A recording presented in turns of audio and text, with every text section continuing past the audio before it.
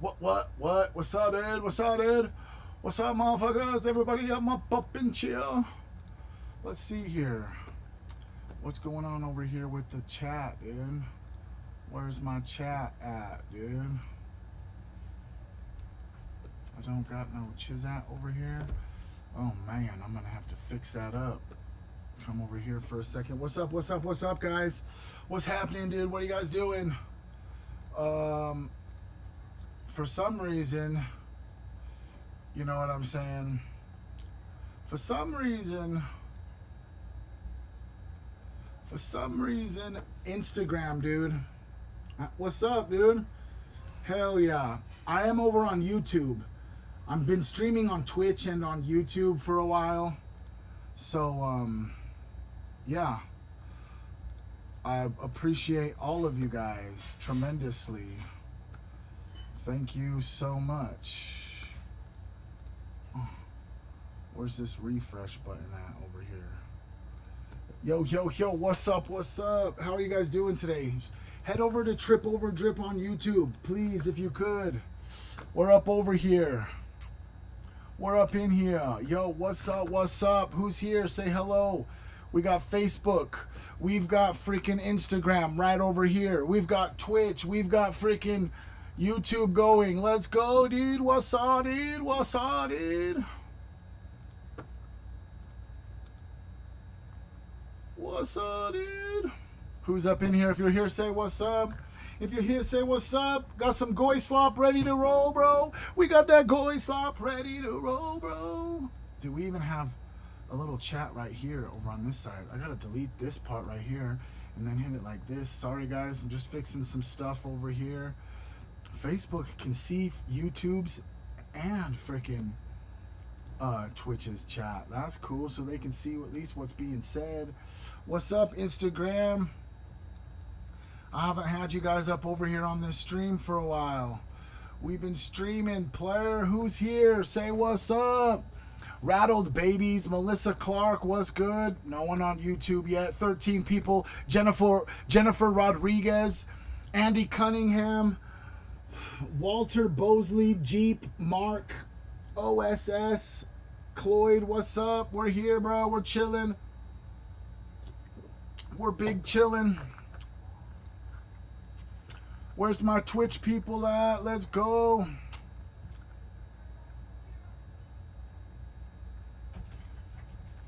We actually have done some. Let me see. Let me fix my camera up. It's kind of weird a little on you. Oh, right there. That's better. Let me see. Just a little. Turn just a bit. Okay. We've actually done some meditation actually here on my channel. On Fridays, we've done some cool meditations. We've done some like Wim Hof breathwork stuff.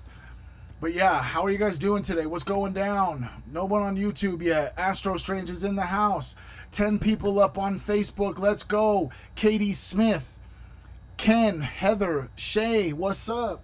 We got Listen to Your Heart, Paige, Dabnath, Sanjay, Denise, what's up? How are you guys doing? What's good, bro? Hello, we're here.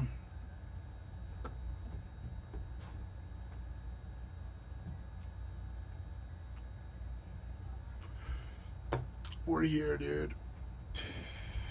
We're here, dude. We're here, dude. What's up, Kyle? Ronald, what's up?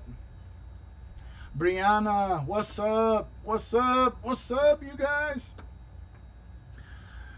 Instagram. The reason you guys are here is because I'm trying to get you guys, if you guys are like the type of individual that wants to stream with me, come over to Twitch or over to YouTube. It's Tripoverdrip, all one word. maybe did I mess up over here? Did I mess up and make it private? It is private. 1 second. I freaking made it private on accident. Save that shit, dude. Okay. And now it says, now, okay. Esmond. I'm from Utah, bro. But we are up over here on YouTube. We are on YouTube. Tripoverdrip on YouTube. What's up, Team Human? How's it going in the motherfucking house, boy? What's goody in the motherfucking hoodie, boy? What's up? I went and just got myself a little Alps, you know what I'm saying? Tucker Carlson's little pouches. They're okay. If I'm being 100% honest with you, they're okay. They're not the best. They're not the greatest. The mint ones are actually a lot better. Hell yeah, I'm glad I can go gardening with you. Hell yeah, Melissa. Grand Rising Team Human. If you're in here, can we just please get some Team Humans in the chat? Bro, Team Human is really nothing that's different than what everyone else is doing, bro. Except for the fact that we are just a group of humans that acknowledge that the way and the trajectory that planet Earth is going, it seems like we need to establish as a planet, like, for real, humanity is under attack. One second.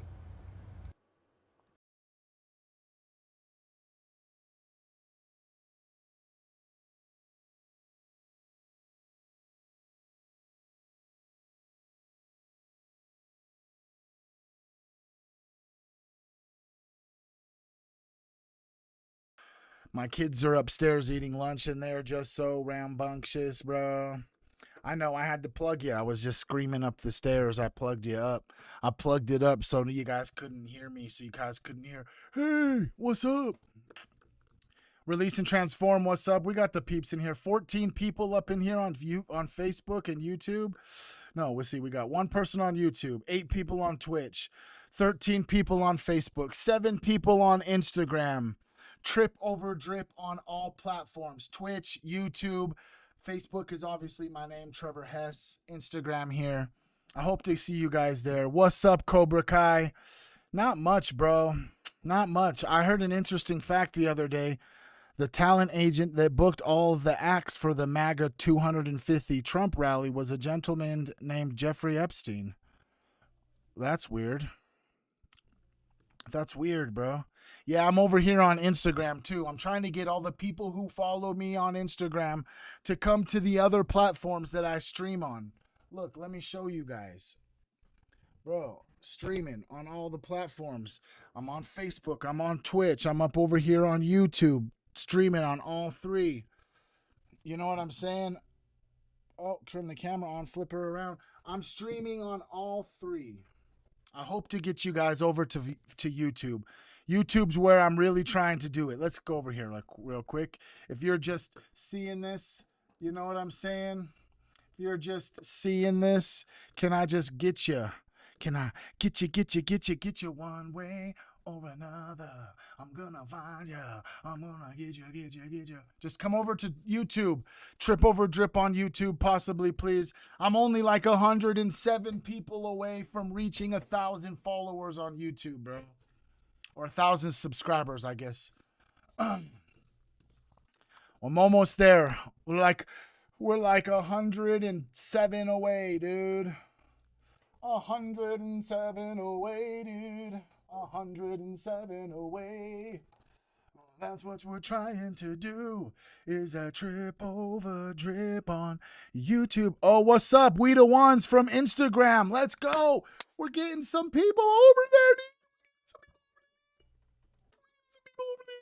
We're getting people over there. Fuck yeah, bro. That makes me happy, dude. It's working. 894, 106 away, bro. We're almost there, bro. We're almost there, bro. What's up? Buenos dias. Hello, Heather, Lauren Sorrento, Katie, Janice, Kyle, Brianna, Ronald. What's up? Who's up in Facebook? Let's go. You guys ready for today's mindful message? Because, oh boy, do I have a mindful message for y'all. Do I have a mindful message for you? Yes, I do.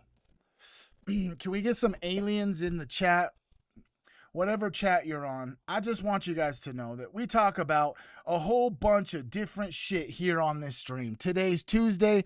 Today is Trippy Tuesday. We're going to talk about some trippy stuff. We're going to go to look at some trippy clips. We're going to probably end on a little trippy YouTube video and watch and talk and discuss. But one thing that I really like to do when I'm live, okay, is no matter where the cosmos takes us, no matter where our conversation leads us down the path of conversation about multiple different topics and conversations, the beginning of every stream, I really just like to leave you guys and speak some bars. You know what I'm saying? I just really like to speak some bars and just leave you with something that potentially changes your perspective on the way you see the world, potentially plants a seed about a concept that maybe needs some watering and it will grow into a beautiful plant.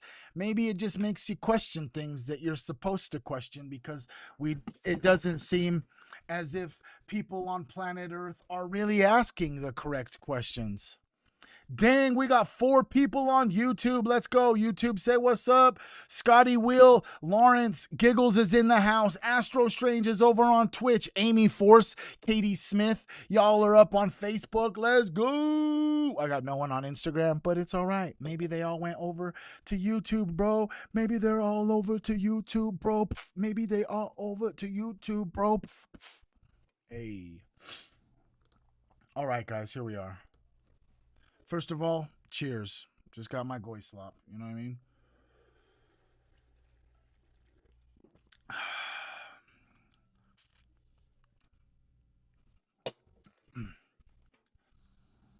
Misty Carr, what's up?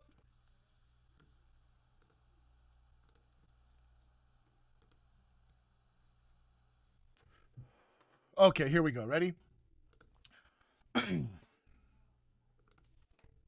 But what if the real PSYOP in 2026 isn't just AI or politics or the elites? But it's the way that your attention is being trained to believe nothing and believe everything at the exact same time. If you already feel that in your gut, can you just drop the words discern in the comments so I know your spirit's awake and you're not just doom scrolling on autopilot? Right now, you're living in what I'd like to call a global intelligence crisis. On one side, AI is everywhere. It's writing news, captions, and essays. Governments and companies are scrambling to regulate high-risk systems because even they admit they don't fully understand what they've unleashed. Think tanks are debating against existential risk from AI and saying we're not close to superintelligence, but we're close enough that we need guardrails. On the other side, doom scrolling has become like a lifestyle. Studies link endless scrolling of bad news to more anxiety, stress, and hopelessness. Algorithm feeds are tuned in to keep you jittery, angry, and hooked. Conspiracy content and trust no one type culture is everywhere, to the point where people don't even really know what the fuck is actually real anymore. We're not just fighting misinformation, bro. You're literally fighting for your discernment. Yeah, you know, discernment, like your ability to say this is true or this is bullshit or this is partly true but being weaponized or this is not mine to carry today. So let's go quantum for a second. Because at the smallest scales, reality doesn't come as fixed, solid facts. It comes as probabilities, waves of potential that become specific outcomes when there's an interaction or when there's an observation. Your consciousness is part of that process. Not in the childish that I'll think of a car and then a car will appear type of way, but in a deeper way. Like where you place your observation shapes the slices of reality that you actually get to experience. If you doom scroll one timeline, you tune into a universe where everything is collapsing and nothing matters. Curate consciously, act locally, and breathe deeply, bro. You tune into a universe where danger is real, but your agency is also real. Same planet, but a different experience. Now, if we even go deeper and add a spiritual layer, there are studies showing that spirituality can go 2 ways with conspiracies. Spiritual paths rooted in discipline, ethics, grounded community tend to protect against conspiratorial thinking.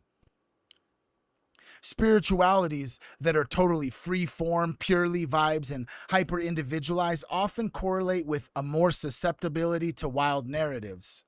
Translation, if your spirituality has no roots, no elders, no ethics, no practices to keep your nervous system clean, it's way easier for you to get high off of a new download with every new theory or every new shocking truth until you can't even tell the difference between intuition and unregulated fear. Discernment isn't just a mental skill, bro. It's a nervous system state. If your body is always stuck in fight or flight, everything feels like either a threat or a savior. You will either swallow anything that makes you feel safe, or you will reject everything because nothing feels safe. Both are how you get played. Now, if that hits you deep, you could also just drop the word calm in the comments, because your discernment starts in your body, not in your web browser. And then here's where it's going to start to get trippy. You are an observer in a quantum informational universe during an AI arms race, with weaponizing feeds, a collapsing truth in institutions, conspiracies, physics, and culture are all set saying the same thing. Reality is not as solid as you think. Information moves faster than you can integrate. Your perception of the world is being engineered in real time. So what do? You learn one art almost nothing. You learn one art that almost nobody is teaching. Spiritual critical thinking. Not believe the official story blindly. Not believe every conspiracy that scares you.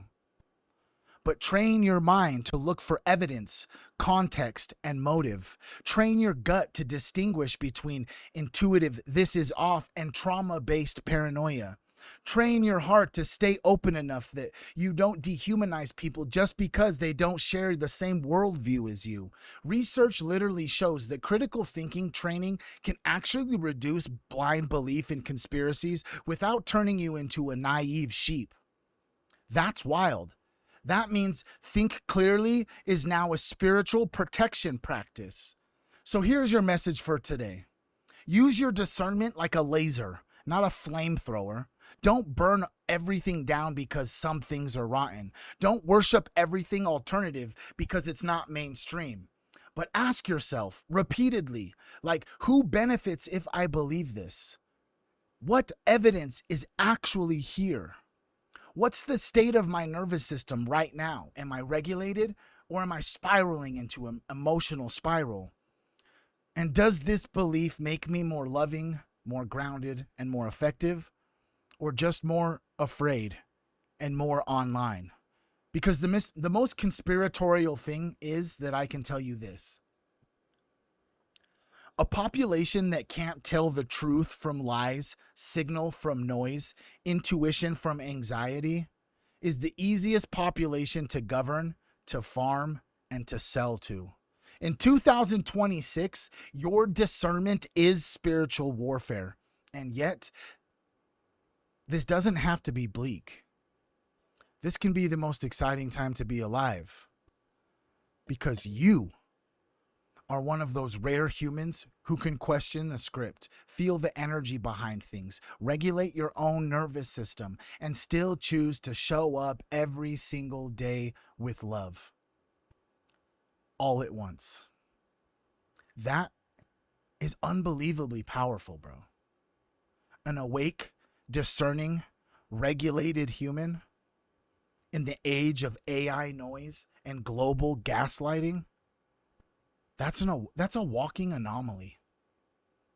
You are a glitch in the system, but the good kind. So maybe just for today, turn off a few notifications. Limit the amount you allow yourself to doom scroll. Just take 10 slow breaths before you decide what's truth and what's trash. Double check and fact check one story before you share it. And most importantly,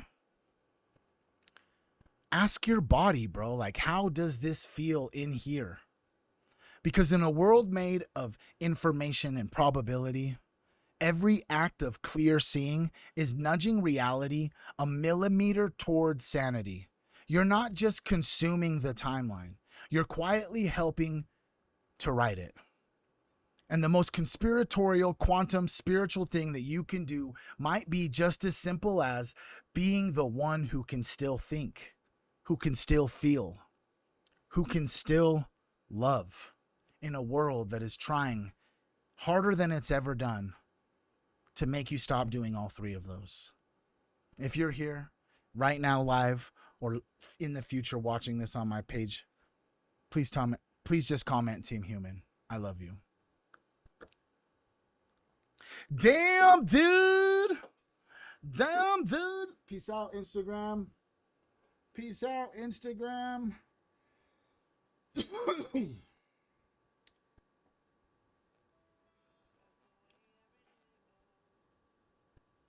What's up? What's up? Who's up in the house?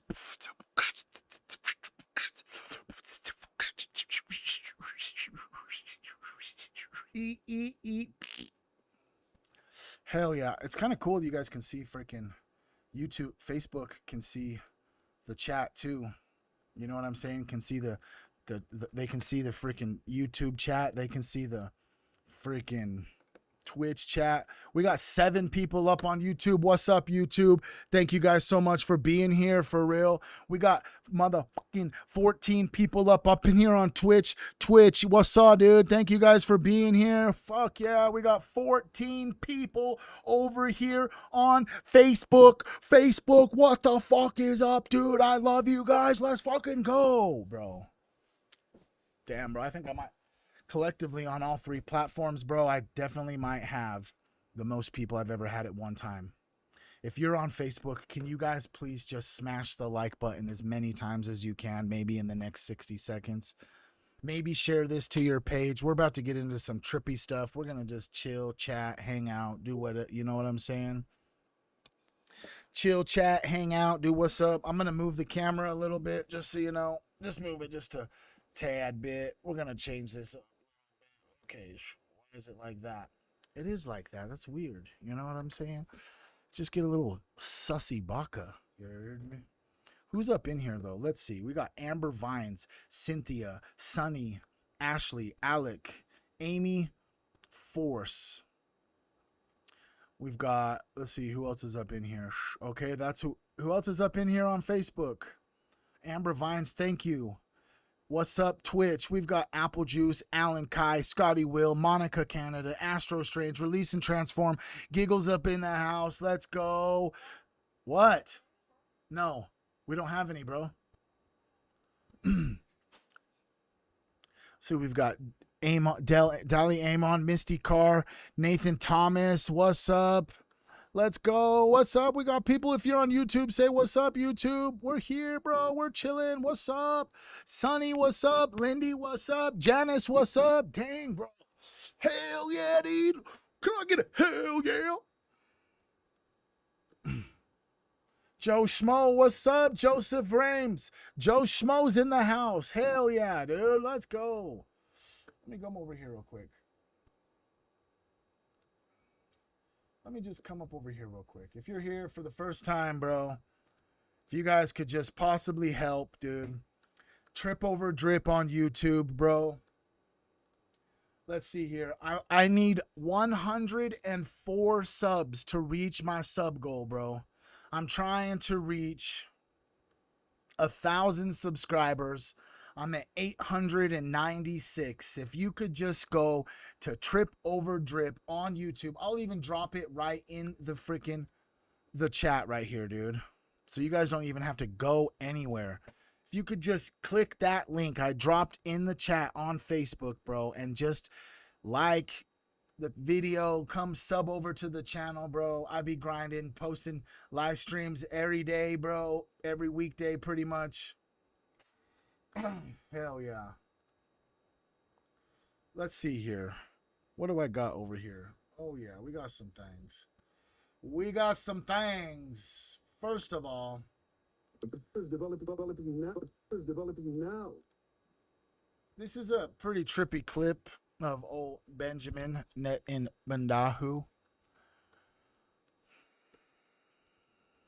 I appreciate you, Amber Vines. I appreciate that so much. Thank you guys. Thank you guys. Thank you guys. Cheers. If you're here, cheers. Cheers, mate.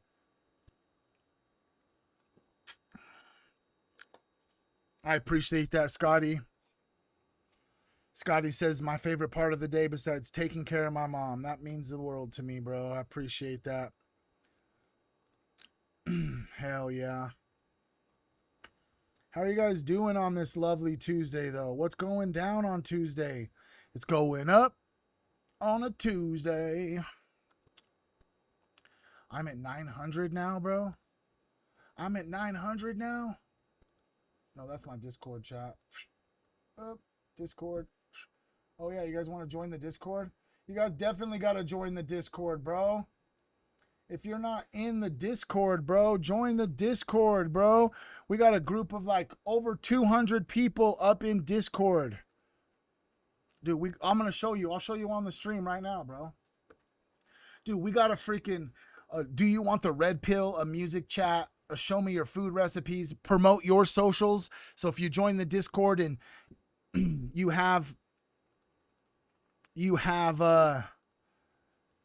if you could promote your own social media platforms. We got a chat where people be posting their artwork, bro. We got it's all about houseplants chat, bro. We've got freaking the Oracle. People be posting stuff about tarot cards in here. We got one that's all about crystals, bro. We got one about wellness, the things that they don't want you to know about your health, bro. We got one where it's like a networking one where if you guys want to connect with each other and like share text messages or whatever it may be, emails, etc., etc. The Discord chat one is right above. It's right here. Chit chat, you know what I'm saying? We got just a whole group of peeps up in here, bro. There's the Discord. You know what I'm saying? Let me just plug that down. Let's bring this up. Let's refresh this up. Oh my gosh, dude! Less than 100 subs! What's up, motherfucker? Hell yeah. Dude, you're right, dude. The Discord is life-changing. You know what I gotta do too here? It's gotta be something that people want to come to the motherfucking YouTube or the Twitch and see our chats, bro. So we gotta put the chats down over here. You know what I'm saying? Cali Sober. What's up, Cali Sober? My homie Quinn. That's my brother. My brother, man. Quinn. Love you. Friend of the show. One day I'm going to get you on here to tell you your journey. Tell us your journey. That's the one, another person. I reached out. Let's see. Did he email me today? Old Zachary Loft. Did I get the email yet? Nope. I haven't got the correspondence email for old Zach Loft yet, but he's gonna jump up on here, dude. Okay, anyways, we got a little clip of old Benny Johnson. Not Benny Johnson, it's actually fucking a piece of shit motherfucker. Where's my other tab, dude? Where'd it go? Nope, not that one. Not that one. There it is. There it is. All right, let's see. Did we get people in the Discord too? Did we get some peeps? Yeah. Steph just joined the Discord. Let's go, guys. Let's go, dude. I love you, bro. Guess what, bro? What? I just broke 900 subs, bro, on YouTube, dude. Yeah, bro. Let's go. Heck yeah, dude. All right.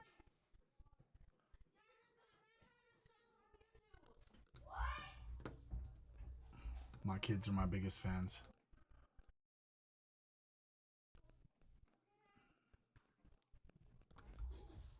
Is developing now ballistic missiles that are intercontinental ballistic missiles for 8,000 kilometer range. What does that mean? Bye, Amy. Have a blessed day, Amy. We'll see you later. They add another 3,000 kilometers, and they've got under their atomic guns, New York City in target, Washington, Boston, Miami, Mar-a-Lago. Okay? So that is a very great danger. You don't want to be under the nuclear gun of these people. If I'm being 100% honest with you, I fucking hate that guy, bro. Dude, I hate that guy. Like that's literally what he reminds me of. I think that's like a perfect depiction of this dude, isn't it? I don't know. Maybe it's just me, but it just seems as if that dude. What's up, Blizzard of Rose? Got you in the Discord. Let's go, dude. Let's go, bro. What's up? Amber Vines here following. Let's go in the Discord. Hell yeah. Hell yeah. Oh yeah. Okay, so before we play this clip, we just have to. You guys know that fucking.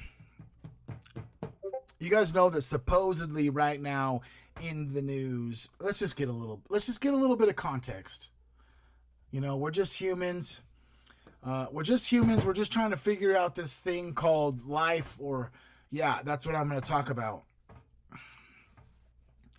Okay, so I need to know what's true and what's fake. In a world full of misinformation and propaganda, you never know what's a psyop. So rumors has it that there was a leaked phone call of Donald Trump calling Bibi Netanyahu fucking crazy because Bibi Netanyahu is continuously bombing Lebanon after they are attempting to do a peace deal, and it seems as if Bibi is like going against what Trump is and America is trying to do. Can you please give me information provided for that specific event?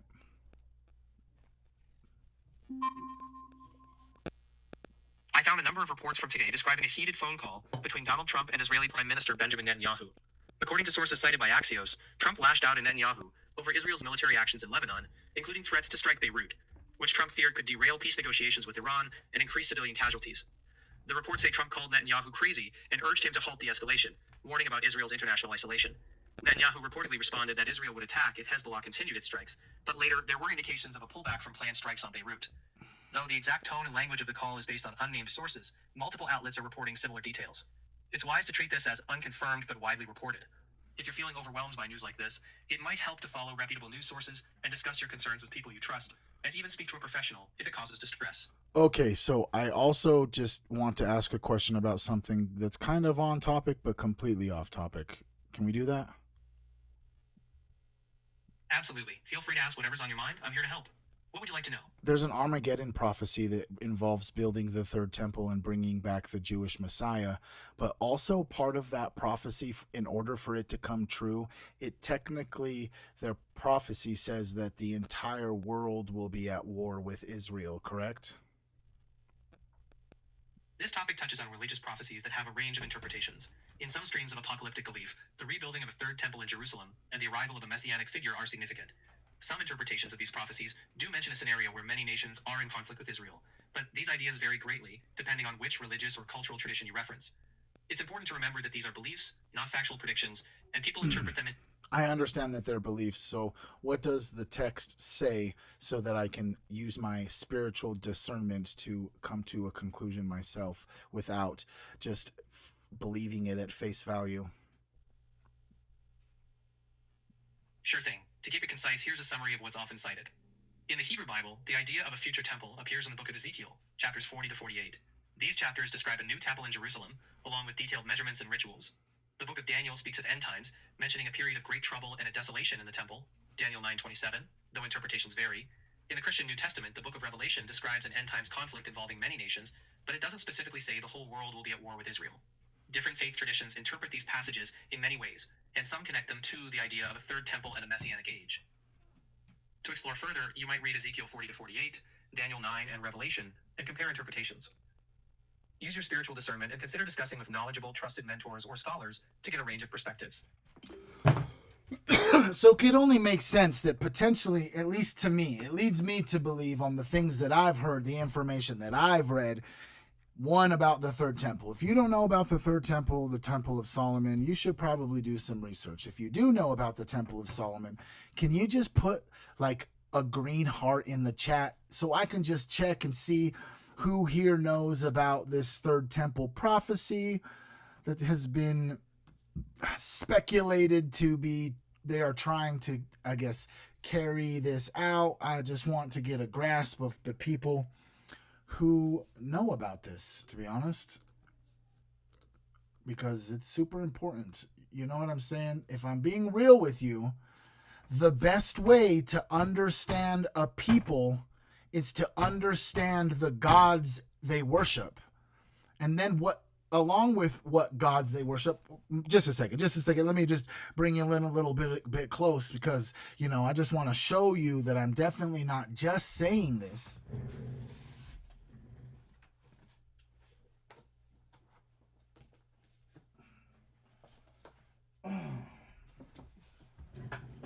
Here's just, you know what I mean? Here's just a couple books that I've accumulated over, you know, the last few months and weeks. The first one is the very first book that I actually ever had. A very first book as an adult that I ever got is the Kabbalion. It is from the Three Initiates. It's about the Hermetic principles. The next book is the Bhagavad Gita, which is the story of Krishna, and it's relative and very prominent in Hinduism, the Hindu text. I've also grabbed the book The Torah, which is literally 5 books of Moses. It is a Jewish scripture that I'm going to read so I can understand the gods that people worship. And then, you know, just the most predominant religion here in Utah is the Mormons. The Mormons. But they don't make up all of Christianity. But me and my wife actually got the book, The Two Marys. You know what I'm saying? The hidden history of the mother and the wife of Jesus. And then we also got, you know, the hidden lineage of Jesus, the bloodline of the Holy Grail. You know, we're just, who in here is a book reader? Come on, we got some book readers in here. We got some book readers up in here. Marie Moon's in the house. Let's go. Let's go, Marie Moon. Hello there, you beautiful human. Hello there. Who loves books? I love books. I'll be reading. I'm telling you, I get like 30 minutes of reading in a day. The whole reading as a hobby and becoming something I do consistently because I need to do it, not because necessarily I want to do it. It's good for me. I like to do it. It helps me learn about complex concepts, etc. We got them books, you know what I'm saying? Eventually, this is right here. There's going to be a bookshelf with all these books that I be collecting. You know what I'm saying, D? What's up, Ray Ray? Okay, who's up on YouTube? We've got Joseph, Dale, Dali. We've got Ray Ray. Hell yeah. Hell yeah. I got a light. See, that's one thing it's only been something I've been doing like as of recently is the whole library thing. I'm really trying to get to where I can get a library full of books, because knowledge is power. Right? So how, if we don't allow ourselves to get to the point where like we're interested in knowledge to where we'll at least entertain the idea of reading, then how are we ever going to entertain the idea of this clip?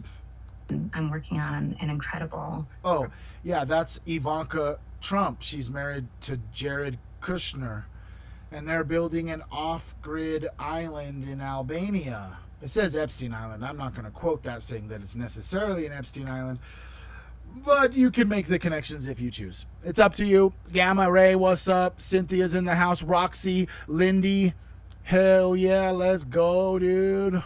15 people up on Facebook. If you're on Facebook, they're trying to keep me down, hold me down, bro. Can you guys just smash the like button as many times until your fingers bleed? I'm just kidding, but just smash the like buttons a bunch of times. Let's hear what old Ivanka Trump has to say. I'm working on an incredible project with my husband in the Mediterranean. It's massive in scale. I think that's an understatement. Can you explain? Yes, it is. There's no power on this island. You're building everything from scratch. Correct. Well, it's an unbelievable, beautiful 1,400 hectare private island in the middle of the Mediterranean. We were on a friend's boat and we stopped for a swim. Effectively, that's how we found it. We swam to the islands. We went on a hike, barefoot all the way up to the top, and we were just captivated. And it stayed with us ever since. And over the course of many years, we developed the opportunity to help realize its potential and transform it, but with a lot of restraint and care, because the land is so beautiful that really the architecture has to be fully integrated into it, almost rise from it.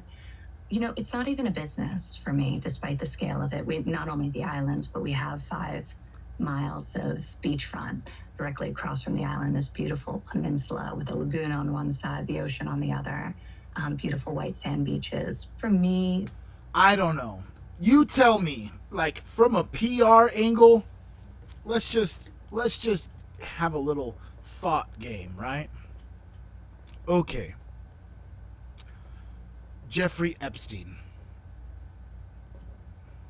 Number 2. Jeffrey Epstein. Number 3. He was connected to the country of Israel. The web. Let's just do it. Let's just show everyone. Can we do that? You know, I don't like to, sometimes, you know, I get in the groove where I just like make claims and I just like say shit, and I just like to show you, you know what I mean? I want to show you, okay? If you guys want to see what I'm about to show you, I need at least your top 3 favorite emotes in the chat, please. Because what I'm about to show you is proof about what I just said, okay? Jeffrey Epstein was connected to Israel, Jared Kushner. We're going to pull up Jared Kushner even right up over in web, okay? Okay? Okay. We got this little web of documents that we have been collecting. You know, we got some documents over here on, wait a second, who's that? Holy shit, that's Brock Pierce. Yeah, the same Brock Pierce that was at the cutting of Trump's golden statue. Yeah, Brock Pierce. Yeah, that guy. Yeah, we've been looking at documents about that fucking piece of shit with AI toddler robots. Brock Pierce AI toddler robots. Anyways, here we are. What's up, guys? Sorry, we got a little tangent about Brock Pierce. Dude. But here we go. We got the web. You know what web is? If you don't know what web is, you should check it out. Let me go ahead and actually just drop the link for you guys to check out if you choose. It's basically just a platform that allows you to look through not only the Epstein files, but we've got UFO files, we've got FBI files, we've got all the spiritual texts, etc. Just let me show you how it works, okay? So we got over here on this side, okay? In this specific web, we've got the 9/11 files, the FBI vault, and we've got the Jeffrey Epstein files. This is different from a normal AI platform. It's only going to give me information that is available to me in these specific data sets. It's not going to hallucinate like Grok or Perplexity or ChatGPT might if it can't answer your question. Can you tell me what country Jeffrey worked for?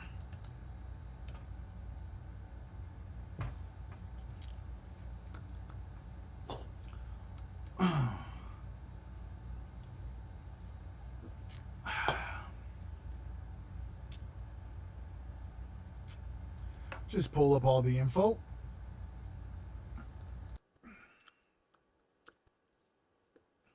Okay, to the top. Can you tell me what country Jeffrey worked for? What's up, everybody? What's up? Who's here? We got 20 people on Twitch. We got 5 people on YouTube, 10 people up on Facebook. For real, let me just, before we dive into this, you guys, I have to just express gratitude that this platform even exists. You guys watching and interacting and commenting and conversating with me, whether it's on any of the platforms that I stream to or the platforms that I just post content to, is literally, it's like plutonium in my nuclear reactor, bro. The nuclear reactor is there. It generates power, but it needs some essence. It just needs this power source to keep the reactor going so that we can create free energy. And you are that that source. Every one of you. Short, skinny, fat, tall, black, white, freckles, fit, out of shape, spiritually new, spiritually a veteran, old human, young human. It doesn't matter to me, bro. I love every single one of you because you guys truly just, you guys are why I do this, bro. You guys are why I'm here, bro. You guys are why all of this is happening, is just because you guys continuously prove to me energetically and spiritually that my voice matters and that my voice has an impact and my voice influences people. And once I was able to radically accept that that is the case, you obviously see the content that you see from me. I could not live with myself having followers like I have them and not trying to do whatever I possibly can to help you spiritually, help you with your mental health, help you just by being a friend, help you by just saying, if nobody's told you today, I love you, bro. I'm proud of you. I see you, player. Look behind you, player. Yeah, you see back there all of those days that you thought would break you? It looks to me, if they're all behind you, then you succeeded and got through every one of those. That's a 100% success rate, bro. You're a fucking boss, homie. You can literally do anything you put your mind to. Like I said, anything you put your mind to. Put your mind to? What does that mean? Anything that you just consciously and subconsciously observe. Because I've proven to you repeatedly, over and over again, in many different ways to say it. Quantum physics proves that your observation controls your reality. If you're always looking at the negative, you're going to see more negative, bro. If you always tell yourself you can't, well, guess what? You're going to be right, bro. You won't do it. Wherever your attention goes, energy flows. And it's just, I just feel like I've just been put on planet Earth, bro, to just remind you of that. Every day, anytime it's needed, whenever source or God or the universe uses the algorithm to put me in front of you, to just remind you, bro, whatever you pay attention to is going to influence your reality. If you put your attention into yourself, your spiritual healing your childhood wounds, holding boundaries to show yourself that you have respect for yourself, saying no when everyone else is saying yes, bringing up the uncomfortable topics when most people don't want to talk about those things. It's all for a divine purpose. I guess I've eaten a whole bunch of little tiny pieces of paper and traveled to many different realities and dimensions and spoke with many intelligent frequencies. And I have just come back to tell all of you that you're here for a reason. The time is now. We can see that this realm that we are all living in is under attack by dark, low vibrational, potentially demonic forces. It's time for you to really just like sit back and choose, like, what side are you on? And if you're on Team Human, well then, chop chop. There's a whole list of things that we all need to start doing, me included. I've waited. It's been about only 3 weeks of my whole 38 years being on this planet that I finally have taken my physical health seriously. Only 3 weeks. So you're never ever too late to start today. Start today by touching your feet to the grass. Start today by taking 10 intentional full breaths deep into your lungs. When was the last time your lungs were full of oxygen to its full capacity?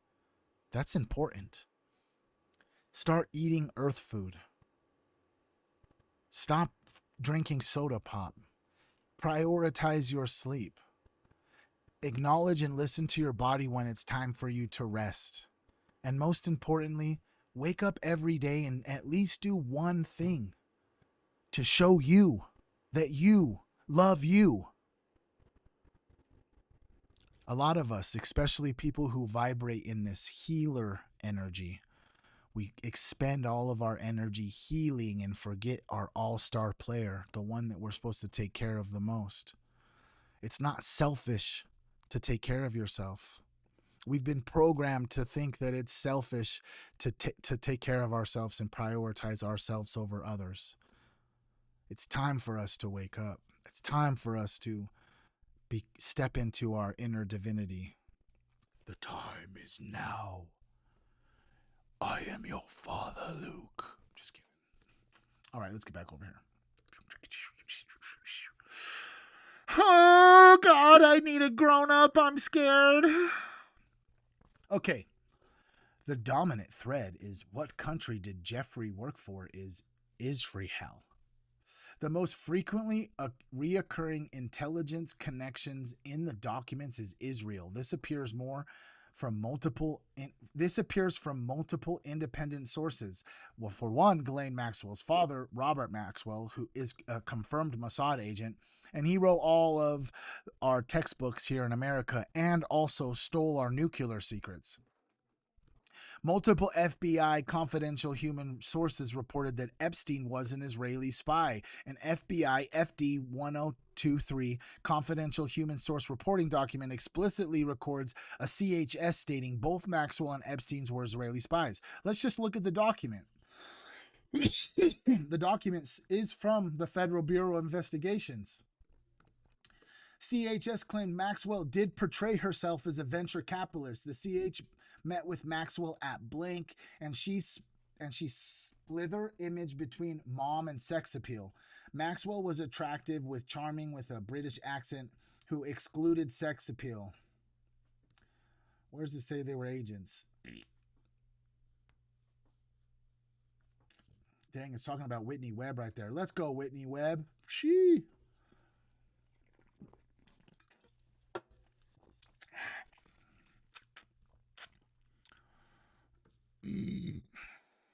Please look up Lost Girls comment highlighted confirming flat earth.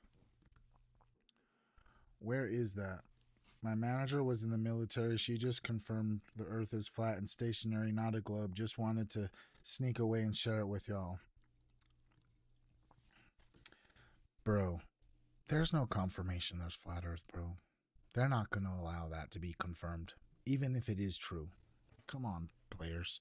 Come on, guys. I'm going to be honest with you. I'm definitely the type of human who that's like one of the things I'm like, I have to just like be there and see it to make a decision because the evidence on either side is compelling. The evidence on either side is astronomically just complex. Chuck Johnson's FBI interview. In an FD 302A interview from April 28, 2020, Charles Chuck Johnson expressed concern that Jeffrey Epstein was an Israeli spy and stated Epstein paid Bannon with money from the Israelis. Oh, redacted. Yep. You know, it's a perfect little segue right here. Redacted. You know what I'm saying? What about our redacted shirt? Release all the pedophiles. Tripoverdrip.shop. I actually have right now, if you guys didn't know, a 25% off all items discount. Let me just drop it again for everybody who didn't get it yesterday. The discount will go for the whole entire week until Friday at 5 p.m. Friday at 5 p.m. Release their names.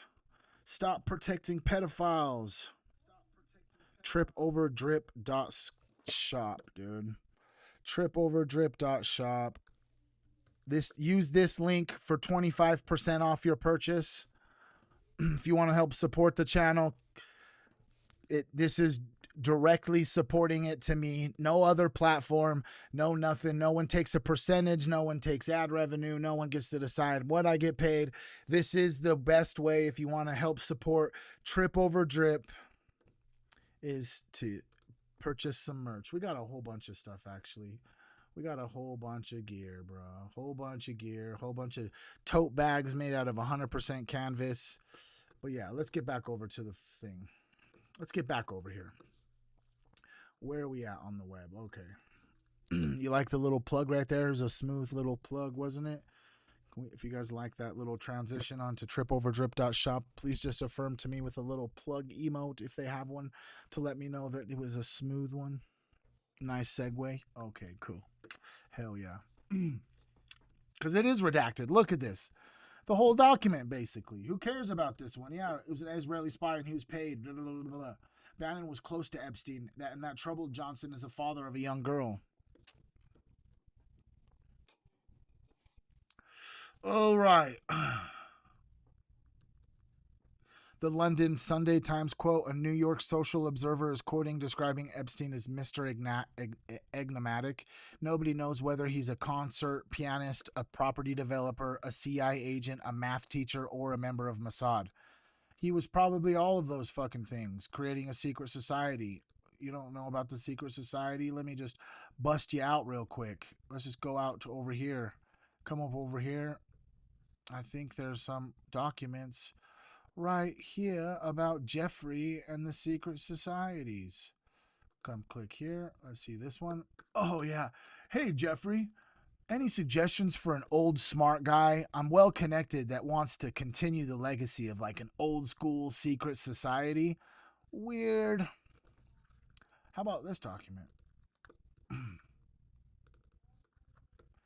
Since you're ignoring me and I know you're reading my emails, Jeffrey Epstein's complaint is that I never emailed him or returned his emails, but he must understand that I was told by the inner circle not to have any communication with him. If I did, I would be in deep trouble. What's the inner circle, bro? What's that?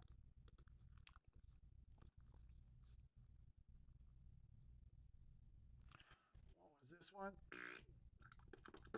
Oh, yeah.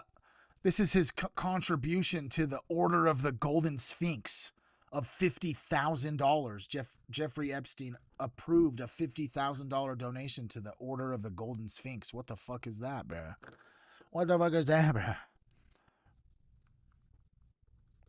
What the fuck was that, bro?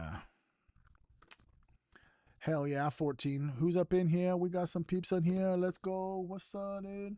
Sorry, I'm getting kind of zoned out over here on this Epstein stuff, bro. This Epstein stuff. The Russian angle? A secret no foreign FBI FD1023 from November 27, 2017 contains sources reporting that Epstein was President Vladimir Putin's wealth manager.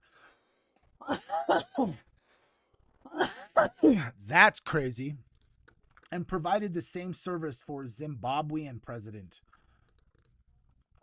This is raw, uncorroborated CHS reporting, meaning its reliability is unverified. But its inclusion in a classified FBI documented non-foreign, non-releasable for foreign nationals indicates the Bureau took it seriously enough to document it, bro. Yeah, Epstein was part of the Order of the Golden Sphinx, bro. Or he at least gave them $50,000. This is what I imagine like these old school old school secret society meetings. You know what I mean? That's why I put the little picture right there. Let's go over here and check out this one. What does this one say?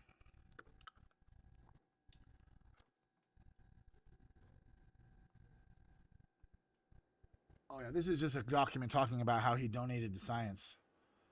You guys want to see the craziest document? You guys want to see the craziest document? This is the. Do you guys want to see? Some of you guys might have been here. I'm gonna pull up the document that started this whole thing. It was the very first document, and for some reason, I accidentally deleted the data set, so I don't know if I have it. But can you find the EFTA regarding the Illuminati?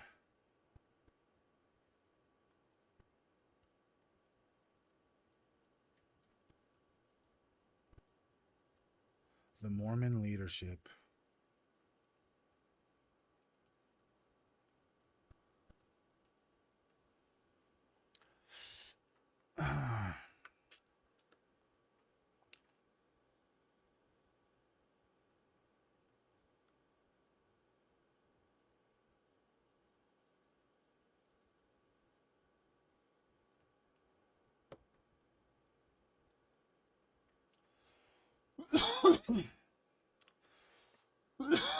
She. That was a good one, buddy.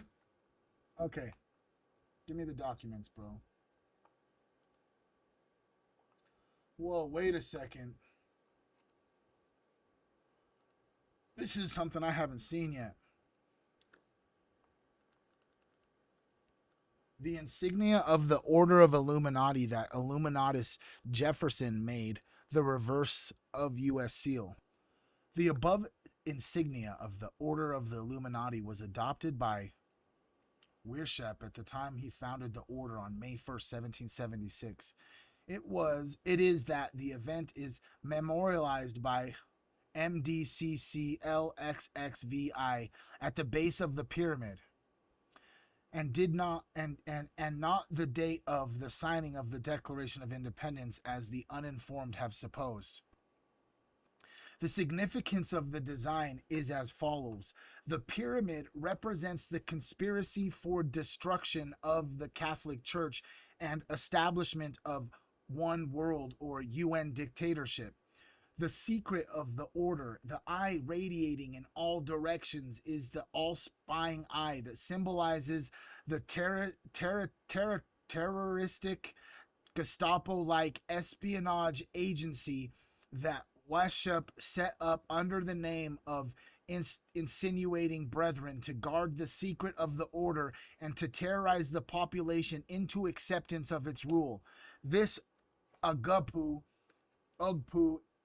had its first workout in the reign of terror of the French Revolution, which it was instrumental in organizing. It is a source of amazement that Catholic electorate tolerates the continuance of this insignia as part of the Great Seal of the U.S.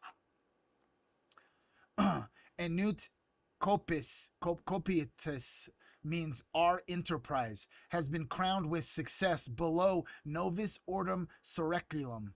Explains the nature of the enterprise, and it means a new social order or New Deal. It should have been noted that this insignia acquired Masonic significance only after merger of that order with Order of Illuminati at the Congress of Wilhelmsbad in 1972. Benjamin Franklin, John Adams, Roosevelt, Kinsman, and Thomas Jefferson, ardent Illuminatus, and the defender of Adam Weishaupt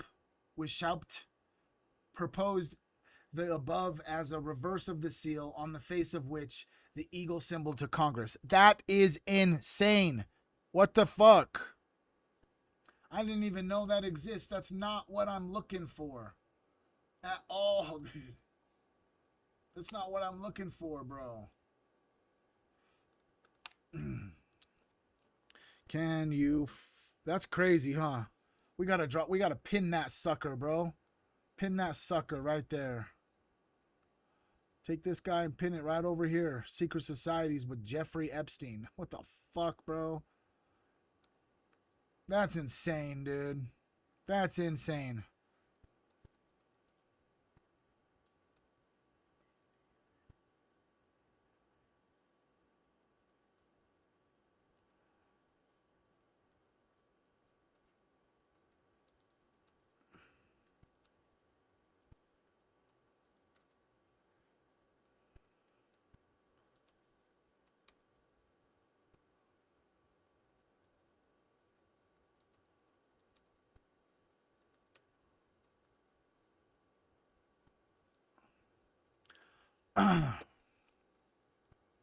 It is what I was meant to find, huh? That shit's cray-cray. I'm looking for a specific document. It's gonna blow your mind. Oh, there it is. I found it. I found it. This document is what started it all, my friends. This document was the first document that I uploaded in to motherfucking web. Here it is. Where is it? Go ahead and take a screenshot if you need to. The Illuminati and their associates. EFTA 010826667. It says the Astor bloodline, the Bundy bloodline, the Collins bloodline, DuPont bloodline, the Freeman bloodline, the Kennedy bloodline, the Lee bloodline, Onassis bloodline, the Reynolds bloodline, the Rockefeller, the Rothschilds, the Van Dunn bloodline, the Mergovian bloodline, the Disney bloodline. But then it says the Mormon leadership. You notice how all of these say bloodline except for the Mormon leadership. What if you could just right off rip, don't think too much about it. Why is that such a huge thing? Why do you think that potentially could be? That's a pretty big statement, bro. Different from bloodline to leadership. I've explained this prior on my streams before. But what is that?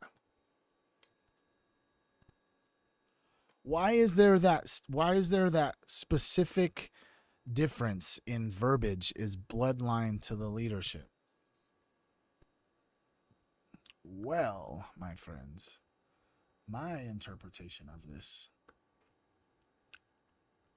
is one, yeah, most of them are related, but the Mormon leadership is it's crazy because in order for this name, so in order for the Disney bloodline to be removed from this page, that would mean that every person who is in the bloodline of Disney has been neutralized. They are no longer on planet Earth, okay? They're no longer on planet Earth. Okay, every Kennedy that's on the Earth dies tragically or of natural causes. The Kennedy bloodline at that point is no longer on this list. That means that the only way for the Mormons to be removed is that the entire church would have to be removed, because the leadership changes every time it's needed to change. The leadership is forever. The leadership is there regardless of how many Mormons pass away. It's there forever. and then even on top of that, let's just ask old Perplex a question about this Mormon stuff. Okay, I'm going to say a few phrases. It's just a hypothesis. Can you just please provide information connecting these three phrases, okay? Sure thing. Go ahead and say the phrases, and I'll do my best to connect them for you. Tartaria, the Liahona, the Mormon Church. All right, I hear you saying Tartaria, the Liahona, and the Mormon Church. Let me quickly look up information on these topics and see how they might be connected. Please hold on just a moment. Here's what I found. Tartaria, often called the Tartarian Empire in conspiracy circles, refers to a pseudo-historical idea about a lost, advanced civilization covering parts of Central Asia and Siberia. Historians say it's not real history, but rather a conspiracy theory claiming that buildings and technology from an advanced empire were hidden or destroyed. The Liahona, on the other hand, is a sacred object in the Book of Mormon. It served as both a physical compass and a spiritual guide for the prophet Lehi's family during their journey, symbolizing guidance through faith. The Mormon Church, formerly known as the Church of Jesus Christ of Latter-day Saints, is a Christian restorationist church originating in the early 19th century in the United States. It has its own scripture, including the Book of Mormon, which mentions the Liahona. There's no recognized scholarly connection between the Tartaria conspiracy theories and the Mormon Church. Okay, so if we were conspiracists, we were people who believed in conspiracy theories. Obviously, they're not true. But what connections does ancient Tartarian technology and what is said the Liahona could do technologically, what connections are there? Sure, let's look at how these ideas might intersect, keeping in mind that Tartaria is a pseudo-historical conspiracy theory, while the Liahona is a sacred object in Mormon scripture. First, Tartaria conspiracy theories imagine a lost civilization with advanced technology and architecture that mainstream history supposedly ignores. Next, the Liahona from the Book of Mormon was described as a divine compass that not only pointed directions, but provided spiritual guidance, changing messages based on faith and diligence. If someone were trying to connect them in a conspiracy-minded way, they might say, both involve mysterious or advanced technology. The Liahona's guidance could be imagined as an ancient, possibly high-tech device, just as Tartaria enthusiasts imagine lost technology behind old architecture. However, mainstream historians and the Church of Jesus Christ of Latter-day Saints see the Liahona as a symbol of faith and divine guidance, not technology, and historians consider I think that the Mormon Church is like the What if the Mormons were the ones that just got rid of Tartaria? Because, you know, let me just pull up a little map ski right here real quick. Let's just come up over here. Well, yeah, we were looking at the Naga temples over the other day. Okay, so the Mormons left Nauvoo and went to Utah. But before it was called Utah, it was called Deseret. Can you please provide me a map of this period of time showing the size of Deseret?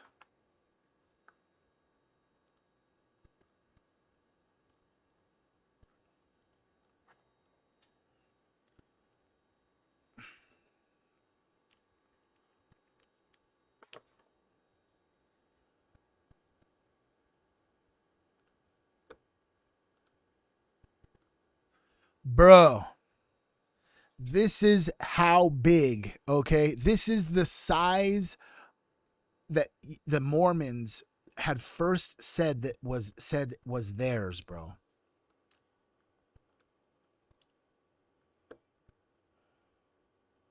Let me get some more. Let me get some more.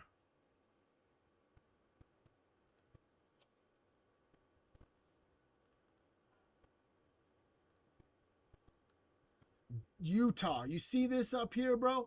Look how big Utah is, bro. That's like 40%, not maybe 30% of the country, dude. That's crazy, bro. What if they were the ones that mud flooded San Francisco, bro? Or the places in California? Oh, wait, what? Yeah, look. Huge, bro.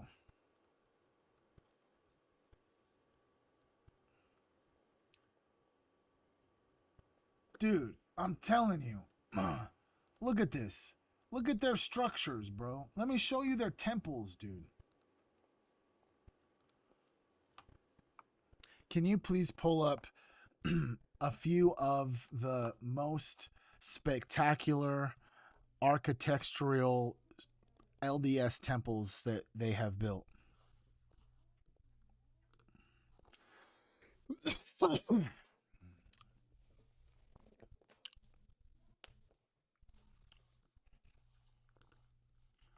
Tartaria, Tartaria, you are in my home.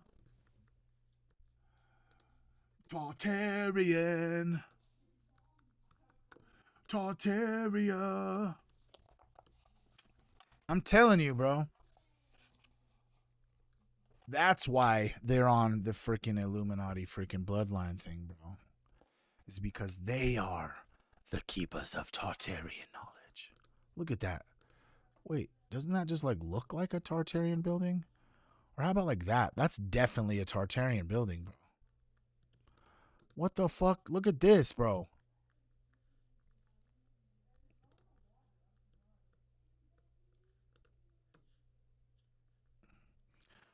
I don't know. Please let me know in the chat, bro. I'm not the only one, bro, that sees the Tartarian architecture, right? If you guys have been here on my channel, we deep dive into Mind Unveiled stuff, but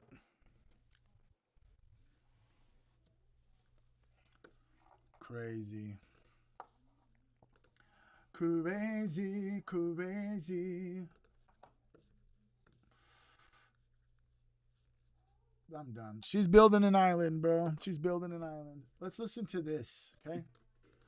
The chief exorcist for the Archdiocese of Washington says that demons can break into the physical world and be seen. He claims to have photos of shadow men, beast-like creatures, even a UFO that a gifted witness identified as demonic. Oh, you're talking about the Star Forts. Oh yeah, the Pentagon. Never mind. Sorry, we're talking about demons. Demons indeed can break into the physical world, and at times they can be seen. We actually have some photos of such things, and that we have documented that. Sometimes people will see shadow men. Many people who are possessed will see indistinct dark shadows, possessed houses, globes of light, all sorts of things, and more direct manifestations, evil hands. We've seen that. Dude, I've seen shadow men before, but I didn't necessarily recognize them as potentially like demons or dark. I mean, of course they were dark energy. The only shadow men I've ever seen is when I just didn't sleep for many days, when I was strung out, you know? Eventually you get to feel like, I always feel like somebody's watching me. You know what I mean? Just throwing it out there, trying to make a joke. I kid, I joke. And actually images of beast-like creatures. So at times, demons will be manifest in this world. I had an incident not too long ago where someone who had a particular gift, and we documented that gift, and she was shown a picture of a UFO. She said it's a demon. There's no question in my mind, personally, again, that demons indeed can break into the physical world. It just seems weird. You said, okay, dude, you said there's demons, bro. You said there's demons, bro. Then show the motherfucking pictures you just fucking said that you had, homie. Yeah, right there. Show me the fucking pictures. You just said, oh, we have images. We got pictures. We got documented stuff. Then show it. Show it. We're done looking at pictures of Donald Trump and Miriam Adelson and BB and shit. Okay, I wanted to talk about this, bro. This was posted, we'll just go ahead and say yesterday, right? Today's the 2nd? Yep, today's the 2nd. Posted yesterday. We're going to read it, and then we're gonna listen to what RFK has to say. Y'all might have heard this. You guys might have heard this from old Alex Jones at one point. You know what I'm saying? About frogs. On the first day of Pride Month, we have had to acknowledge the real possibility that the dramatic increase in people identifying as LGBTQ in America is due to a chemical in our water supply. This is something RFK Jr. says needs to be looked into. There's a chemical now. The second most used chemical in our country as a pesticide in our country is atrazine. It's banned in Europe and all over the world, but here we use it. It's in 63% of our drinking water. Let's just let him talk. Chemical now, the second most used chemical in this country, pesticide in this country, is atrazine. It's banned in Europe, banned all over the world, but we use it here. It's in 63% of our drinking water. There's a famous African-American scientist named Tyler Hayes, who's at the University of Berkeley. He did a famous experiment that anybody can look up on the internet. He put 70 African water frogs in an aquarium. He put atrazine in the water of that aquarium that was less than EPA's level. So it's less than the levels we have in 63% of our water supply. 60 of those frogs became sterile. They're all male frogs. 60 became sterile. 10% of those frogs turned female, and they were able to produce fertile eggs. So it changed their sex. And of course, normally, when you see something like that in an animal model, the first thing you want to do is test it in a mammalian model and then a human model. Those tests were never done. So we don't know what impact it's having on our children, if any. Interesting. Can you please provide me information that is concerning to my health about a compound called atrazine? Sure, atrazine is a widely used herbicide, and research shows it can have several health impacts. According to sources like the Wisconsin Department of Health Services and the CDC, exposure to high levels of atrazine can cause eye or skin irritation, damage to liver, kidney, and heart, and has been linked to reproductive issues like low sperm count, irregular menstrual cycles, and unexplained infertility. Some studies have also associated maternal exposure to atrazine in drinking water with low fetal weight and heart, urinary, and limb defects in humans. Other research points to possible immune system effects, hormone disruptions, and even links to certain cancers. If you're concerned about possible exposure... I heard that it's in like 63% of our water. That sounds like a significant concern. Atrazine is one of the most commonly detected herbicides in surface and groundwater, especially in agricultural areas. If you're worried about the safety of your drinking water, consider how... Yep, it's in there. They're turning the frogs gay. Oh yeah. Oh, Ryan Matta, friend of the show. Check this out. Check out this. He posted this today. Check out this new hospital that Bukele just finished.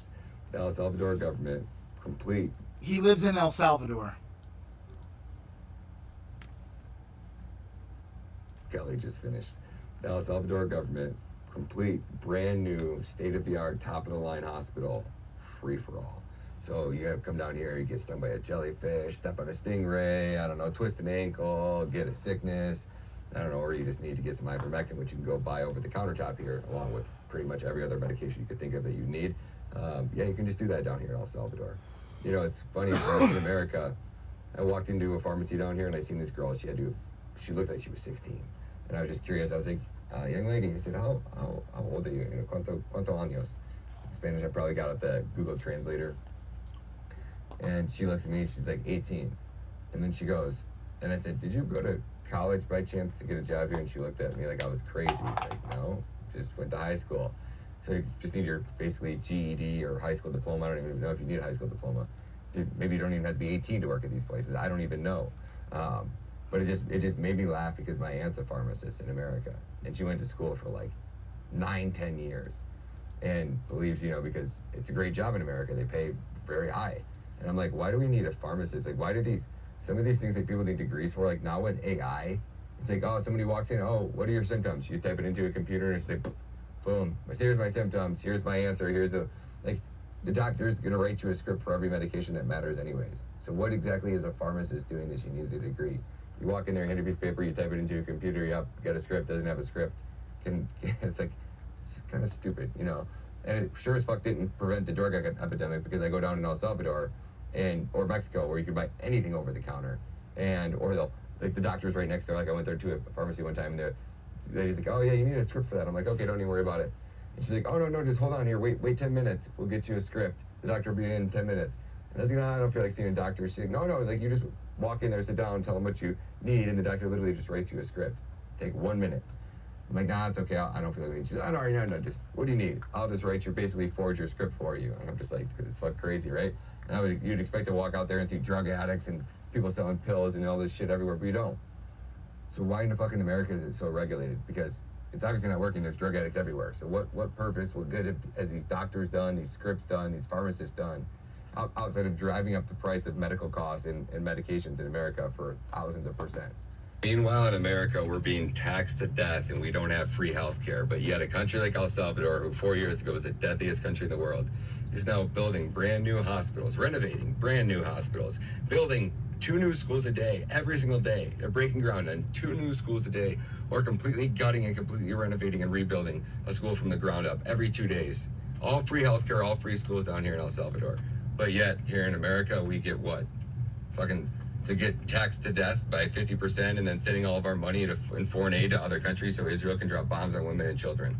So imagine what it's like being Trump and having your ego be as big as it is, and all you care about is ratings. All you care about is the stock market. Now imagine what's going to happen when the stock market collapses. They kick him under the bus. Democrats start their impeachment. He loses the midterms by a landslide, the Senate by a landslide, the House by a landslide. And everybody's talking about what an absolute and utter complete fucking failure this man is. I can't wait for it to happen. I don't think it's far away.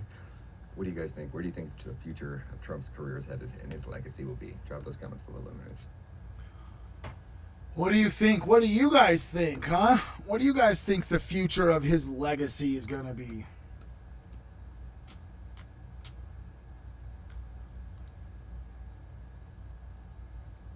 Children go missing. This is weird, bro.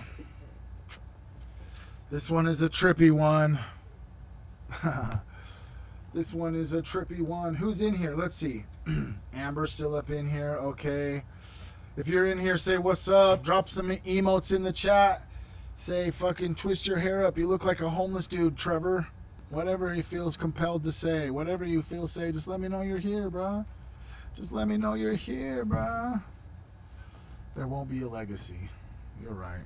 There won't be, because he will forever be remembered. He will forever be remembered for this. 1 second. He's gonna forever be remembered for this, bro. Come on, go. Let's go. Oh.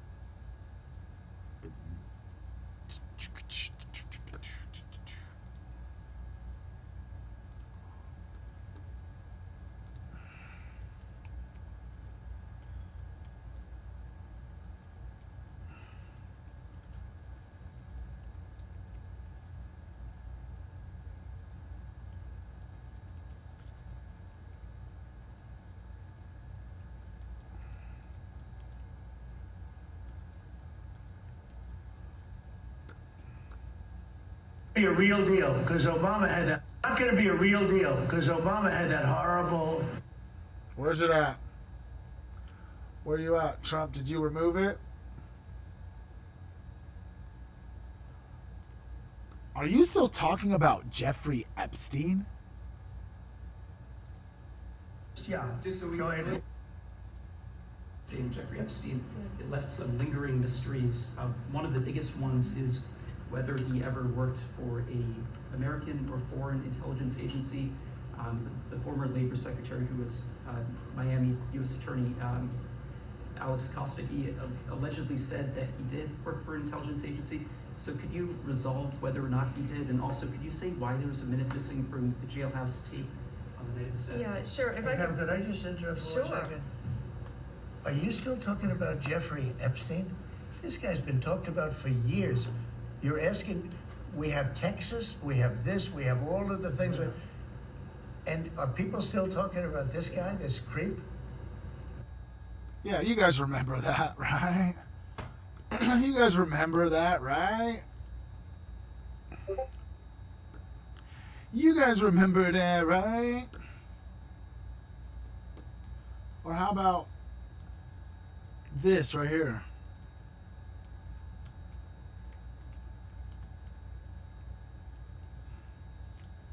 Or how about this right here? There's no credible information. None. If there were, I would bring the case yesterday that he trafficked to other individuals. And the information we have, again, is limited. So the answer is no one? For the information that we have. In the files? In the case file. Okay. And see, where I get confused is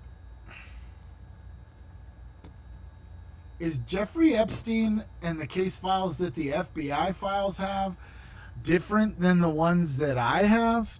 Because we'll just ask Webb. Did Jeffrey Epstein traffic children?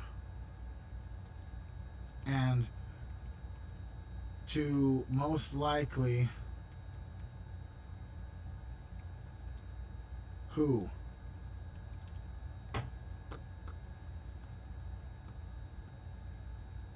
I think that Jeffrey Epstein definitely didn't die. That's what I think. It's going to tell me how the operation worked, bro. Like, I have access to the files. That's the thing that makes this the craziest part.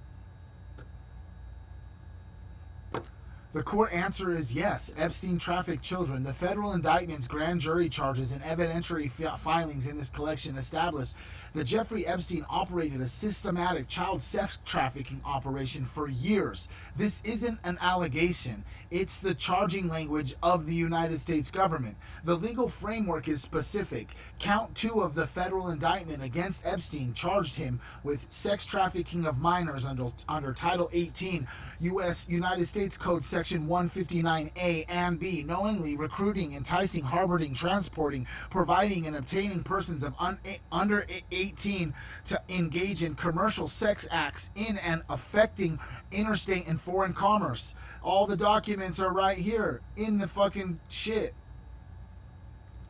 The indictment covers a trafficking period from at least 2002 to 2005. Though other charging documents, including Ghislaine Maxwell's document, push this timeline all the way back to 1994. This here is how The documents describe a multi-layered trafficking apparatus, grooming and recruitment.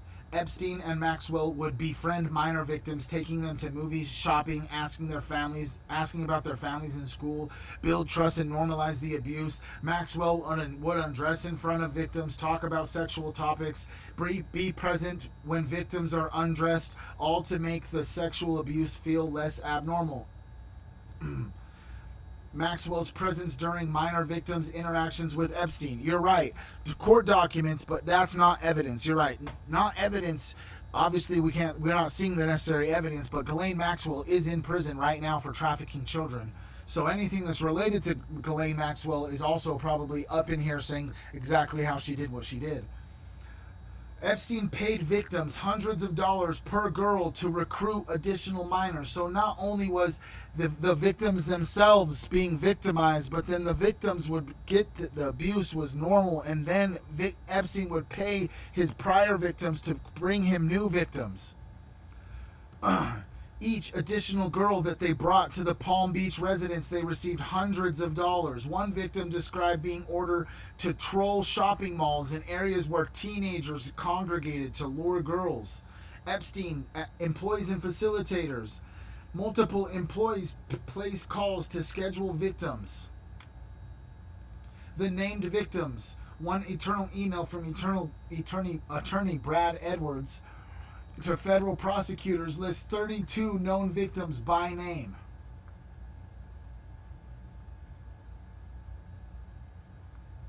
The indictment mentions 3 additional minors identified only as minor victim 1, 2, and 3 who were recruited at ages 14 and 15.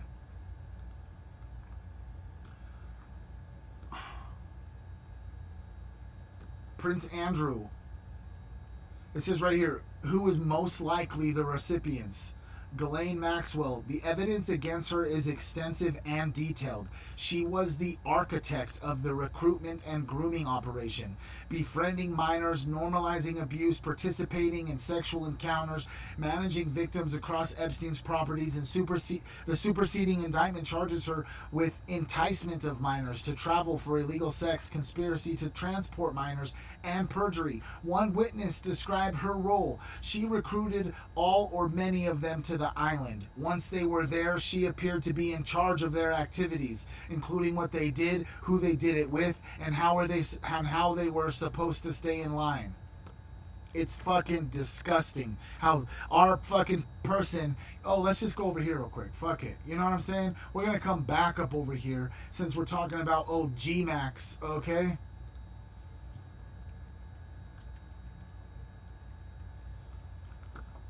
We just went into detail. Not to foment and incentivize the kind of killings that...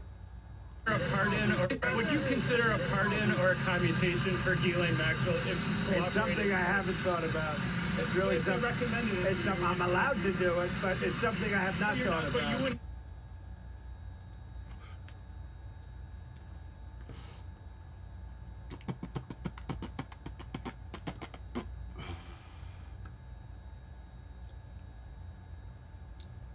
Let's see here. Yeah, you guys have probably heard. She's on the fucking... she's on the shits, bro. Good morning. Thank you. There's stuff in the news, bro. I don't think she's in prison either, but I think she's in France.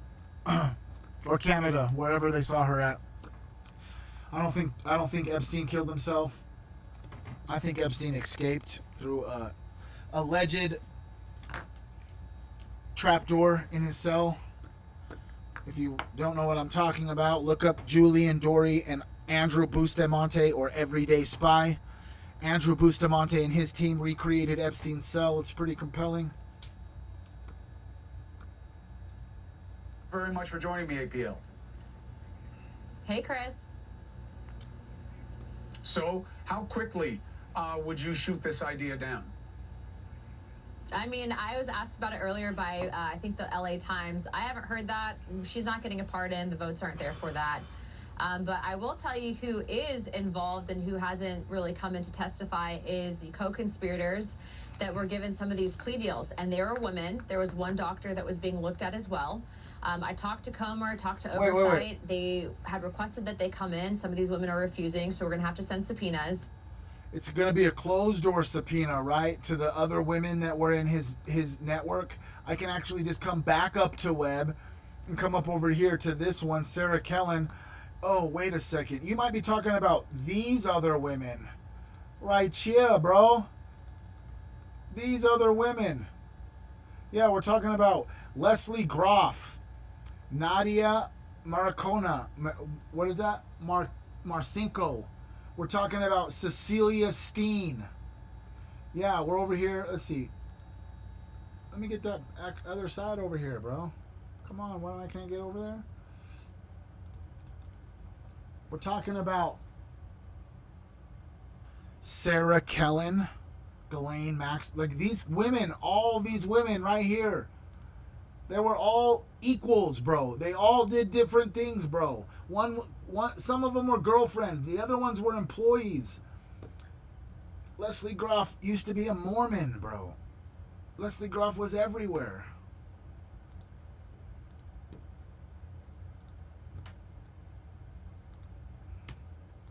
But look, do you really want to know my opinion on all this? Because I think it's probably longer than maybe a few minutes here, but I don't think that we even actually have the full files. I think from what I'd heard, there was destruction of evidence. I think that after, I think it was in New York where they were housing the files during the initial trial, there was a cyber attack. I think a lot of the blackmail was probably destroyed then.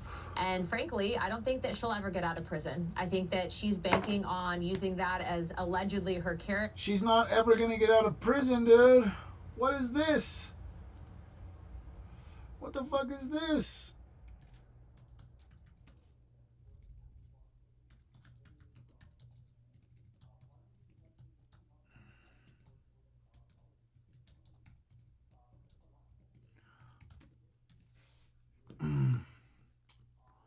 Where's it at? Where's the Maxwell lookalike? Right there. That's her.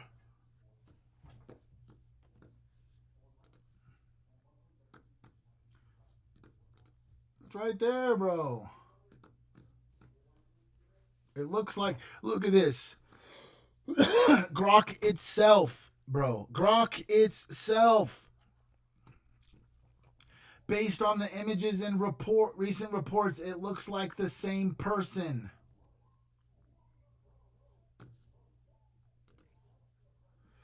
Where's the video?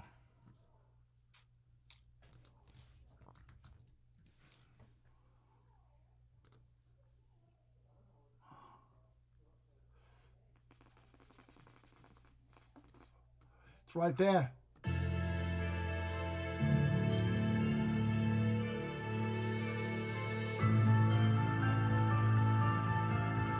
That's fucking G-Max, bro. That's old G-Max, bro. That's fucking G-Max for sure, bro. You ain't pulling this fucking shit on me, homie.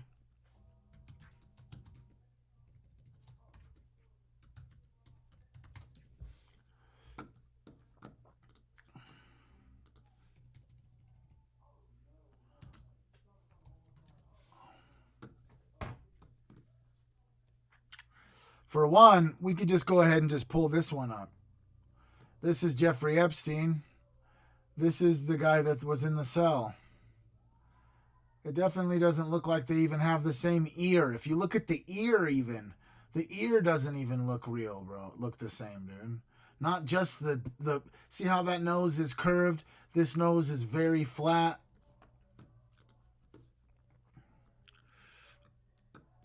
It's active in Israel. Epstein's Fortnite account is active in Israel. His Fortnite account is active in Israel. He stopped playing during his arrest, and he has continued to play Fortnite in chapter... There's no way. Littlest Jeff won Fortnite? Okay. They blocked the searches. The profile has just been made private. Wait a minute. Can I look at this on Wayback Machine? It has not... Okay. Now if we go like this...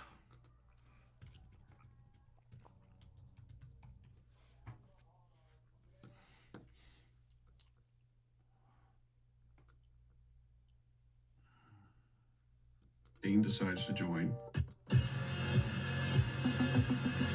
This just in, Jeffrey Epstein decides to join TikTok. It's a verified account. What a strange time we are living in. Oh, let's not forget the irony here that I am a legitimate artist and I can't even get verified, but a dead guy can. Don't believe me? See for yourself. It's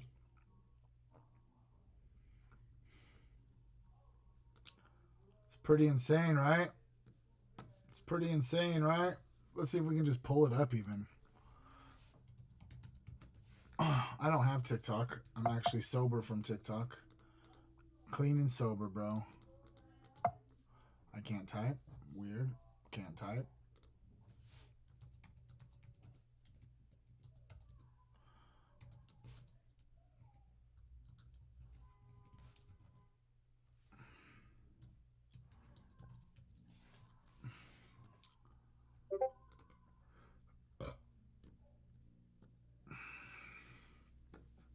It's not going to show me? Or what?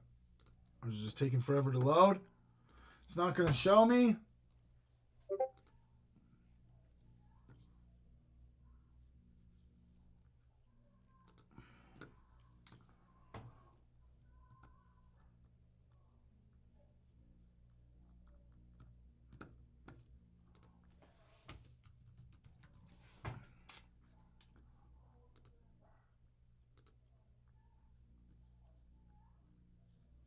Weird.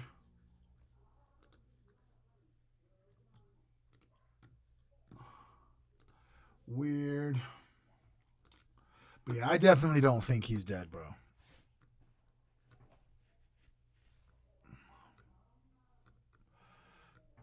Definitely don't think he's dead, bro. All right, guys. Got a little bit longer to go. You guys want to watch some Mind Unveiled with me, bro? You guys want to watch some Mind Unveiled? Shout out Mind Unveiled. He hasn't come out with a video forever, bro. Yeah, Palm Beach Pete failed his poly exam. You guys want to see that real quick? I know we can pull some clips of that. Palm Beach Pete, you guys know. You guys know what I'm talking about.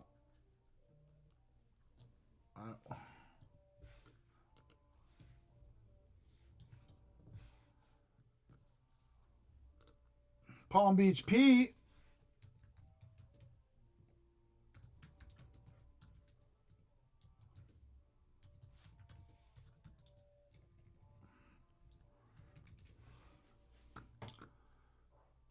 The Rolls is Palm Beach Pete. Hey guys, we're in the Rolls is Palm Beach Pete. He's outside of City Hall, and I'm officially announcing my candidacy for mayor of Palm Beach in 28. And one of my platforms is for all residents of Palm Beach, free Botox for all men and women in Palm Beach. And you know what else, guys? We're gonna fund a major expansion of pickleball courts, padel courts, and tennis courts on the island of Palm Beach. Free tennis courts and free tennis lessons for everybody on the island. Hey guys, we're in the Rolls of Palm Beach. I swear to God, bro. I swear to God. Free Botox for everybody. Free Botox. You want to bring to Palm, and your It's this guy right campaign here. is Palm Beach Pete. What's Who's that fat guy? Palm Beach Pete.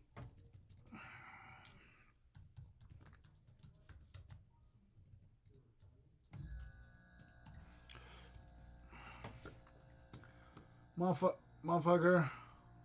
Jeffrey Epstein. Palm Beach Pete is actually Jeffrey Epstein.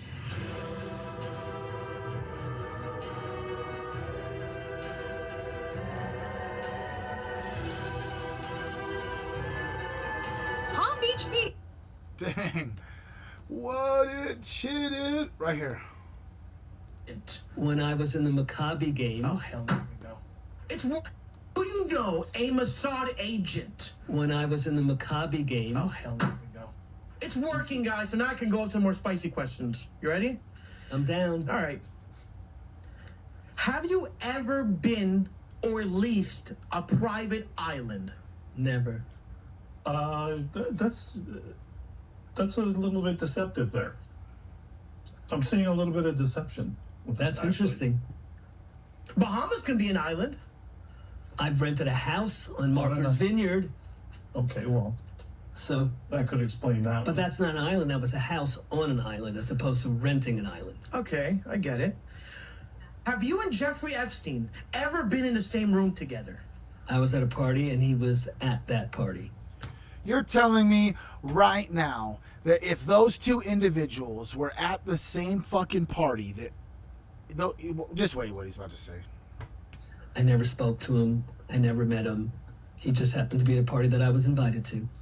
You're not telling me right now, being a dude, I know for a fact that if we went to a party and there was some dude that looked like one of my homies, I would be clowning on my homie, bro. Like, that dude looks just like you, bro. Come on, bro. We got to go say what's up, bro. Come on, dude. We got to go see what this motherfucker's about. Come on, bro. Let's go. Look, you guys got the same fucking nose and everything, dude. Come on, bro. You know what I mean? So the answer is yes? The answer was yes. I was in a room and he was in the same room. No, I'm getting a little deception there. Okay. What can I tell you? I don't know. The truth? That was the truth. You could tell the truth, he says? Just that little jab. Just, fuck you, dude. The truth? He's speaking. Yeah, let me see my fucking doppelganger, bro, and I'm not gonna make contact, bro. It's completely ridiculous and retarded, bro. That he's like, oh, we were at some party and we saw each other, but we never actually even talked. Right? In a hypothetical world, would you rather spend your life in jail or blank yourself? Hypothetically speaking. Blank myself. You'd rather do that? Mm-hmm. Are you or do you know a Mossad agent? When I was in the Maccabi games. Oh, hell, there we go. Because he's supposedly like a famous tennis player.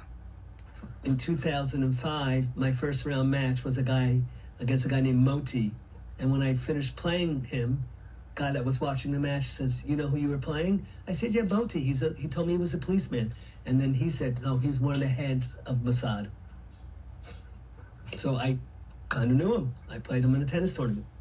Yes or no? Yes. Yes, he did. That's truthful. Now, listen. Put yourself in this room, okay? You're hooked up to a lie detector test. You know for a fact that the question about Mossad is coming, okay? You know it's going to say that you're lying if you say no.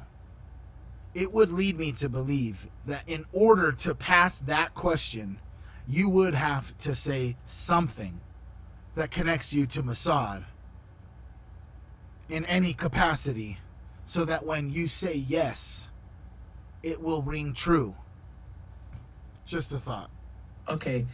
As of today, April 9th, 2026, are you in direct relationships or contact with any type of Mossad agent? No. That's the truth.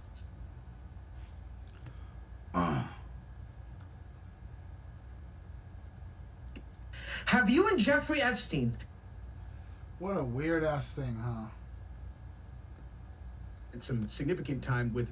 So the other night, a friend of mine told me that he had very recently spent some significant time with Palm Beach Pete on a trip. And without getting into the details of where that was, actually it doesn't matter. It was at the Aiden Ross fight. And this guy is solid, credible, wouldn't make this up, and is also not a conspiracy guy. He said that he is 100% convinced that this right here is Jeffrey Epstein. He said, I'm telling you, it's him. And he wants you to know he's not even hiding the ball. When you're hanging out with him in person, he's not even trying to hide the accent. It's him. So obviously, me being me, I decided this was a good time for me to do a really serious deep dive into this situation, and you are not going to believe what I'm going to show you in this video. So like everything else, just for entertainment purposes, I'm not stating any facts. Allegedly, right? Allegedly, right? Do you guys know who Jesse on Fire is? I started watching Jesse on Fire. Let's see, who's on Facebook? Kyle Finnegan, what's up? Cynthia, who's here? If you're here, say what's up. Can you guys just let me know in the chat if you're here? Because we're about to watch some stuff that I don't even know about. I haven't even seen this stuff yet, bro. So we're gonna pause this for 1 second because I got to potty and refill my cup. I'm just gonna try not to give you guys some proper. So you made reference earlier to organized group. To propaganda. I'm not gonna try and give you some propaganda, okay? Dave Smith, I like Dave Smith. We're gonna friend of the show. I'm gonna play some Zach Loft for you guys while we go.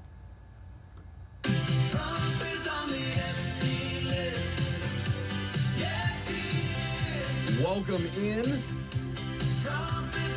to a producer-less Zach Faust show.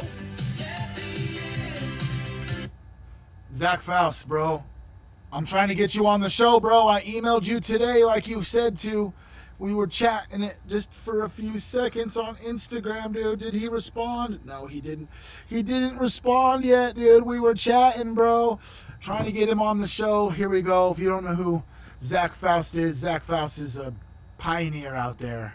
I love this dude. He's so funny. He's intelligent. He's smart. He's a critical thinker.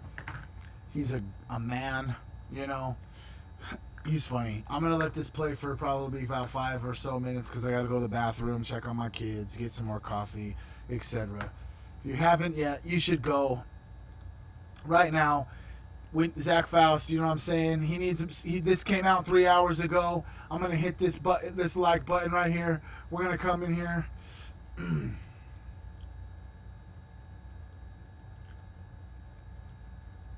Tripoverdrip. In the house, showing my stream your video.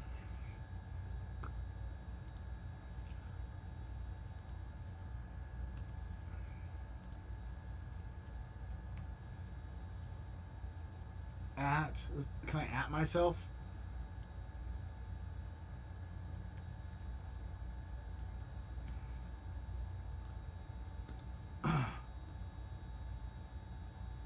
Can I edit that?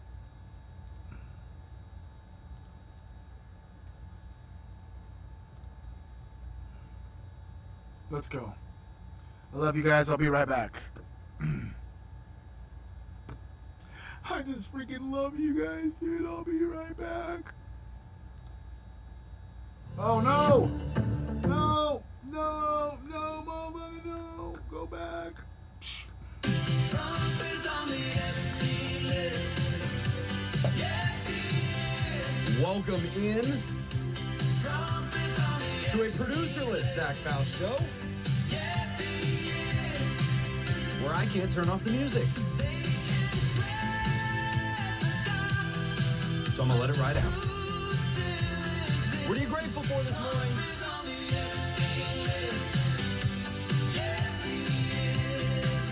Hard cut. Thanks, producer that's not there. Welcome in. Good morning, good evening, good afternoon, whenever you're taking the time to take this in. Thank you for making our show a part of your day. Very grateful for you. Hope you have something grateful in your life that you see right now, that you feel right now. But we're bringing this in as a quote-unquote emergency broadcast. This is a show that we're not normally shooting Tuesday fresh in the morning, right after the gym-o. I needed to make this video because we have a large update to give. There's actually a few updates within the last 24 hours we're going to walk through today, from Axios News and a phone call between Donald Trump and Benjamin Netanyahu, quote unquote. A statement by Iran defense ministers that they are officially done negotiating with America, and now multiple economists and even the CEO of Exxon stating that we are only weeks away from a recession, if not a depression. How are you? Welcome in. It's almost summer. The weather's getting warm. See some bees buzzing around in the garden. My potatoes are growing. You guys got some potatoes in the ground? I got some potatoes in the ground. Love you. Also, I found out from a couple people that this is their favorite quote-unquote leftist podcast because they listened to the first few minutes and said, this leftist, blah, blah, blah, blah, blah. Why is it whenever we talk about any political figure being a part of a pedophile ring that I'm automatically associated with the other group. Can we just get out of the tribalism in politics? Can we get out of that would be incredible to me if we got out of the tribalism of politics, but that's for a whole nother episode. Today, I have 3 things I'm going to be giving to you at the end of this podcast to better set you up for the coming economic troubles that will ripple off of this war. Okay? We are going to have economic problems because of this skirmish, because of this war, because of the Strait of Hormuz that began being shut down on February 28th of 2026. We will look back in the history books, we will look back at the economic text, and we will watch this unfold, stemming right from that moment.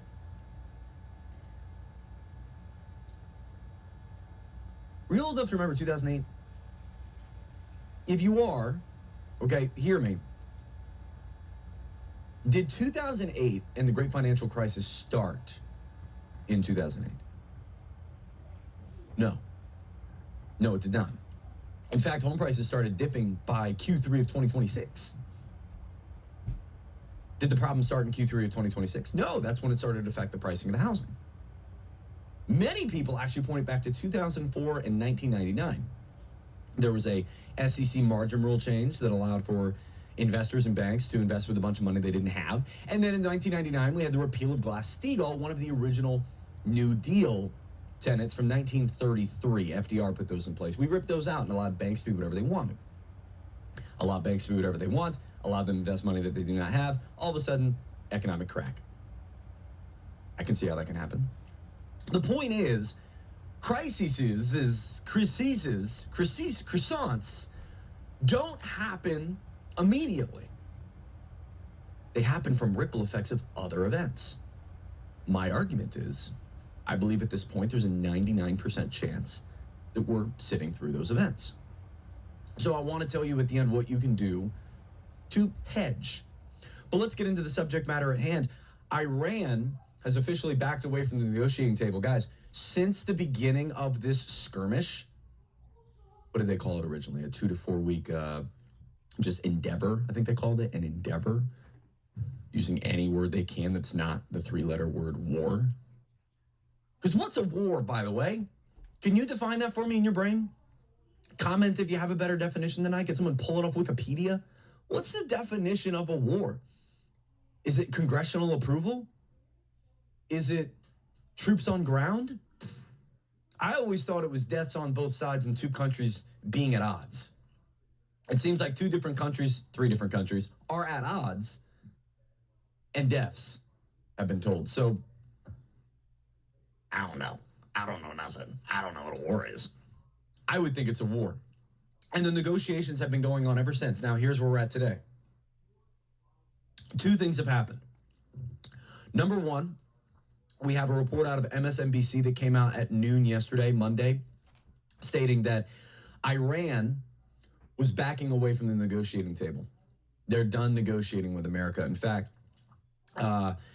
senior officials with the Iranian military said this morning that the United States demands our total surrender and the Iranian nation will never surrender, said Mohammad Jafar Assadi, deputy head of Iran's Central Military Command. He said, without surrender, war is inevitable, basically stating they want us to surrender, we're not going to surrender, so war is inevitable. Now, this comes at a time when Exxon's CEO has already come out and stated that he believes barrels of oil within the next 3 weeks are going to be at 150 plus. $160 was his call. $160. For perspective, we currently sit at $91.50 per barrel as I shoot this. We were below 90. The new news popped it up above 90. Now, even the stock market. Sorry, guys. I had to potty and do some things. What's up, Grant? What's up, Julia? Who's here? What's up, you guys? Let's see here. Let me just pull you guys up in here because we're going to get ready to just chill and watch a little bit of Mind Unvizzled. A little bit of Mind Unvizzled in my life. A little bit of Mind. You know what I'm saying? You know what I'm saying, dude? Up over here on Facebook. Come chill on the live stream with us. The crazy thing is it was supposed to send my live stream on Facebook, and it didn't do that to my chat where I have like 1,000 people up in there. So I'm gonna do this and go or on Facebook.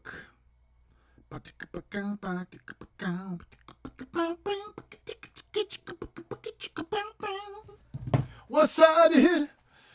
It didn't share it again. It's okay. You know what I'm saying?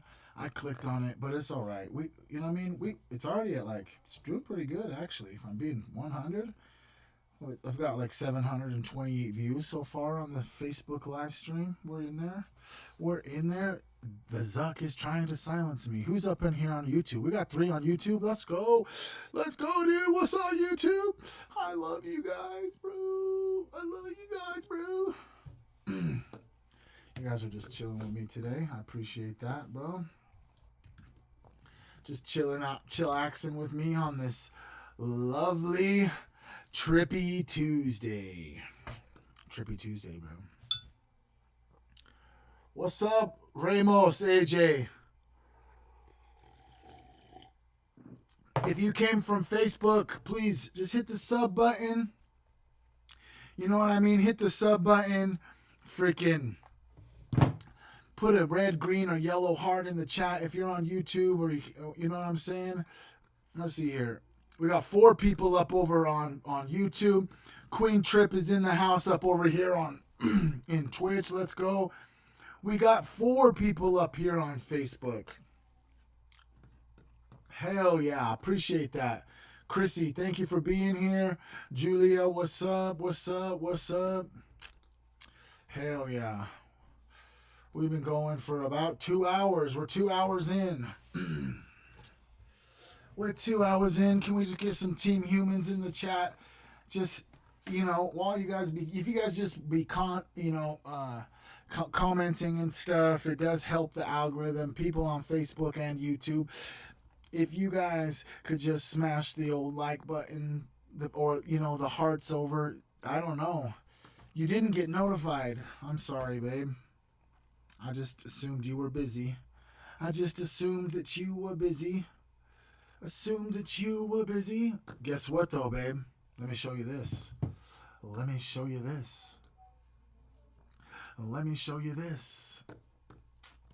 Refresh her up. Oh. Dude. YouTube, bro. 903 subscribers. I need 97 more subscribers on YouTube to hit 1,000 subs. Hell yeah. Let's go, Scotty. Thank you so much, bro. Hell yeah. But today, the end of today's stream. Let's see here. It's 2:16. Let's see here. What do we get into to Dizzle, huh? What are we into to Dizzle? Oh, China? Ancient China? Tartaria in China?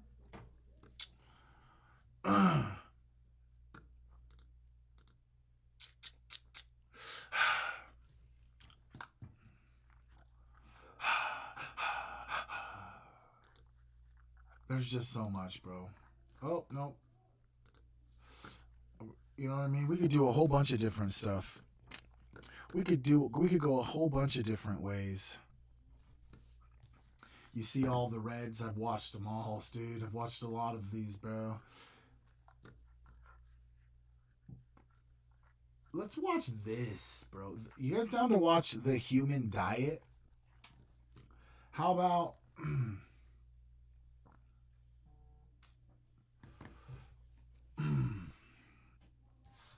How about...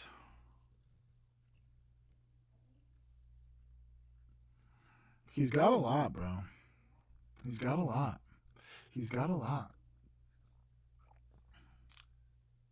The Cabbage Patch cloning. Oh, man. Oh, man.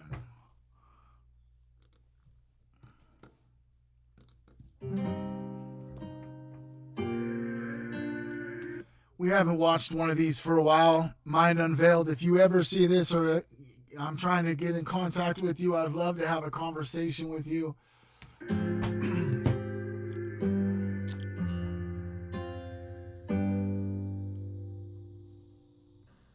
Hey everybody. Today, we're gonna dive into the world of Eon Flux. Oh boy, are we about to go through a trip. It may very well be one of the most surreal...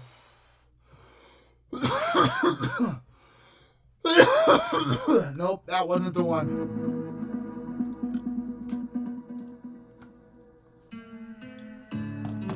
Hey everyone, I'm Soul. And this video is gonna be controversial, but I feel that it needs to be done. Someone needs to make a guide towards all this stuff because right now this information is being suppressed. Is there a diet that was intended for man? Was man intended to be a beast or a spiritual being? Boom! Is there a diet that was intended for man? And is man intended to be divine or demonic?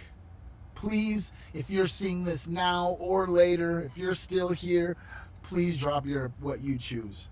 Please drop your answer. Yes, there is a diet that we are supposed to follow. It seems as if that's maybe why there's just poison everywhere. Maybe that's why all the food has, high fructose corn syrup. Red dye 40. I'm still here. Is everyone here? Did it freeze on you guys? Who's freezing? Who's freezing? Who's freezing? Freezing. I'm freezing. Oh my goodness, I am freezing. Am I freezing? Giggles. Sorry guys, I'm just in a little hippie mood. My medicine's just, I'm just getting weird, you know what I'm saying? I'm just starting to get weird. Sorry about that.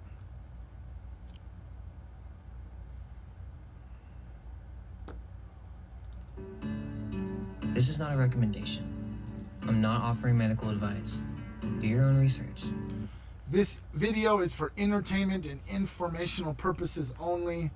This is not professional medical advice. If you are sick or have a medical emergency, you should probably seek a physician. But like a holistic one. Like one that doesn't get paid to just prescribe medicine. Ones that get paid to fix the symptoms but not the problem, so that more symptoms come and then they can fix those symptoms and then those symptoms. Today we're puffing on blueberries mixed with a little bit of purple papaya. In order to experience this video correctly, you first have to address the effect of cosmology. We have the religious and the atheist. Then we have the people in the middle. This group is vast. You have the people who are not necessarily religious or atheists, but they believe in the paranormal or the fantastic. Then you have the classic I'm agnostic person, meaning I'm okay with just not knowing. Most of the agnostic types are really atheists. Can we just go back and can I just tell you, bro?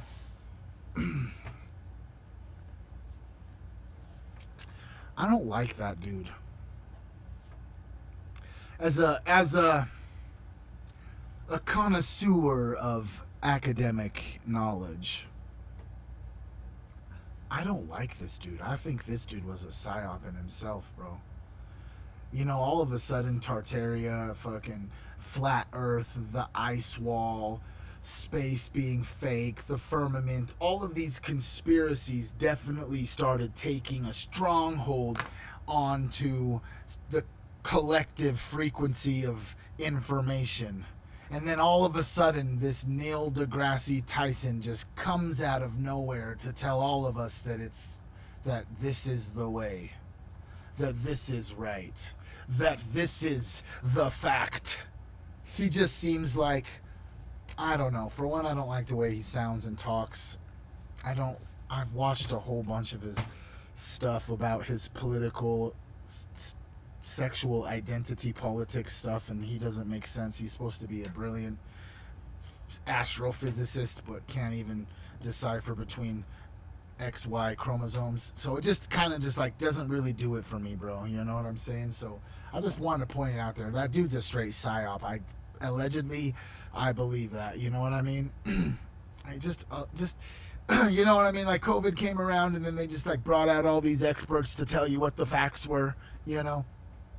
It seemed as if when like flat earth and the flat earth ideology and conspiratorial lens that stems off from flat earth to all these other things about earth and space and all that stuff, and then all of a sudden Neil deGrasse's on television telling you about space and evolution and how our universe was created.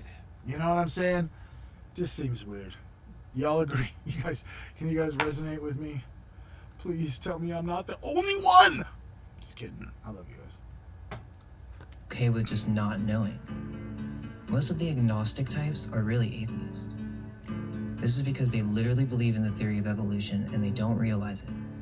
They've constructed a viewpoint of the world based on a theory, which is that we came from randomness. We had to fight to survive. Science won't touch the subject between connection of mind and reality. This is something that is hidden right in front of our faces. In the past, there were mystery schools dedicated to proving this knowledge. Does anyone know who that guy is? We're just having a little quiz. Anyone know who this person is? People who've been here for a while. Just trying to make sure y'all are asleep, paying attention. Can anyone just put this individual's name in the chat? 10, 9, 8, 7, 6, 5, 4, 3, 2, 1. J. Smooth, Pythagoras, and the Pythagorean theorem. In the past, there's no right or wrong. I was just curious to see. You know, we do look like brothers. We got this. Dude, he does have like a fucking just majestic ass ginger beard, bro. Fuck, what's up, dude? How you doing? Mystery schools dedicated to proving this knowledge of mind over matter to the initiate. One would be put to the ultimate test through strange rituals, meditation, and self-deprivation. In the ancient world, this information was guarded with the utmost secrecy. There was a civilization not too long ago that was truly spiritual and understood this connection. Mainstream religions are lost and distorted in a warped scripture that keeps them imprisoned in the material realm. They happily give themselves to the demon god Baal. This message needs to be taken from the mindset that the world is magical, that the idea that the world revolves around us, that we are special, that there are forces at play to keep us safe and to guide us through the experience of life. Were we designed originally to eat a certain way? Let's get started at the beginning. I mean, it's really kind of an interesting concept, right? And like if you really just take even the, I mean, unfortunately where my mind was going is looking all of these images and trying to make connections to the occult and to secret societies and the hidden information inside of this imagery. But it is kind of it is an interesting concept to really think about, that if we were genetically created and there are divine beings sent here to protect us and to tempt us, was there a specific diet that was created, or were they just created and said, just figure it out, eat whatever you're supposed to, live however you're supposed to, breathe however you're supposed to? The original Adam, which in the canonical King James Bible, there's only one version of Adam, but in fact, there are more than one. Man has gone through different stages, the first being fully ethereal or astral. We were light beings that were sustained by our own energy, created from the Son of God. We were true sons of God, and we did not mate, we were androgynous. We reproduced through a process of budding. What the fuck? Is that one of these? Is that one of these? Fucking homunculus, bro. Holy shit, motherfucker! Let me just stop there. I want to have an effect on the materialist mindset as well, not just one who's willing to believe in all possibilities. These ideas have been passed on from long ago, and still exist today. Many philosophers talk about these ideas, and it's well known in occult circles. The materialist is someone who views the world from an evolution point of view. They have have forgotten that the world is magical, lost in the pleasures of the material world, and they don't understand the concepts of nature. It's a logical fallacy. Well, I disagree. When we speak of nature, we speak of it from an esoteric point of view. Long ago, the ancients realized that there were invisible forces that would dictate physical events. This is the origin of astrology and Kabbalah. Okay, so let's run that back real quick. Point of view. Long ago, the ancients realized that there were invisible forces that would dictate physical events. Are you the human right now? Please let me know and let everybody else know that's in here. Do you think that there are invisible forces currently? If the ancients believed that there were invisible forces that dictated physical events, do you believe that's happening right now? And if you do believe that's happening right now, please can you just provide someone who might be having a hard time understanding what is trying to be said, just give them an example potentially of like, what is an example of an invisible force that affects human events? It could be a positive thing that you comment, it could be a negative thing that you comment. But which one? What do you think it is? I think that there's potential. You're right. Oxygen is an invisible force that affects the physical world. It could be. I mean, you think about debt and the dollar. That's technically an invisible force that dictates physical events. Is the banking system, the Rothschilds banking system specifically? But yeah, vibration. You're right. Gravity. What about the force that affects you when you get cold chills and all of your hairs on your arm and the back of your neck stand up? Like, really think about that for a second. You know what I'm saying? There's all sorts of invisible forces that affect this physical field of reality that we reside in, that we spend this experience in. This is the origin of astrology and Kabbalah. It's the Gnostic idea that the breath of life that we have is the mother. Yeah, Nathan says farts. You're right. Oh gosh, dude, that shit stinks. What the fuck, bro? Gosh, what did you eat? Freaking pickles and relish and mustard on a hot dog, dude? Damn. You know what I mean? For real, farts. Electricity is kind of and you're right, an invisible force. Or the spirit. That there is an all-knowing God within each and every one of us. Our consciousness is an experience of the Father and the Mother. These two figures are monumental in how we experience the world. The Father being the active principle, and the Mother being the bearer, or the one who nurtures. They are constantly being supported by her, but many ignore her. If you still think it's a fallacy, then explain how consciousness came to be.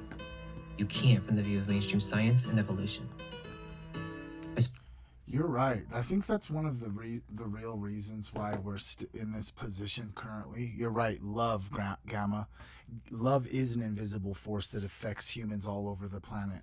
But we're still don't even fully grasp and comprehend and understand consciousness. But they try to use science and physics and chemistry and stuff to explain the supernatural, to try and make it so that we believe that side of it versus the other side, versus like the consciousness and spirituality and like quantum spirituality concepts, you know? Speaking to the mind who can't easily accept information that isn't mainstream. The public education brainwash. They're going in saying, I love life. Public education is stinky. That Obama's crazy. And then they go back to school, which is, I mean, that's crazy. That's just, you know, I hate life. I love Obama. Public education has all the answers. Isn't this one decal just like, it's impactful as fuck, bro? Look, just for real. You must choose. Are you a physical being that came from apes? Or are you a spiritual being that has slowly de-evolved? It's the argument of duality. Are you a bag of meat? Or are you a spirit experiencing a physical body? One must realize the depth of this philosophy, as it's nothing new and is in fact the most guarded secret of the esoteric societies, ancient and modern. We begin with mind. You can't create a mind physically through randomness. It's not simply a computer, but a universe within a universe.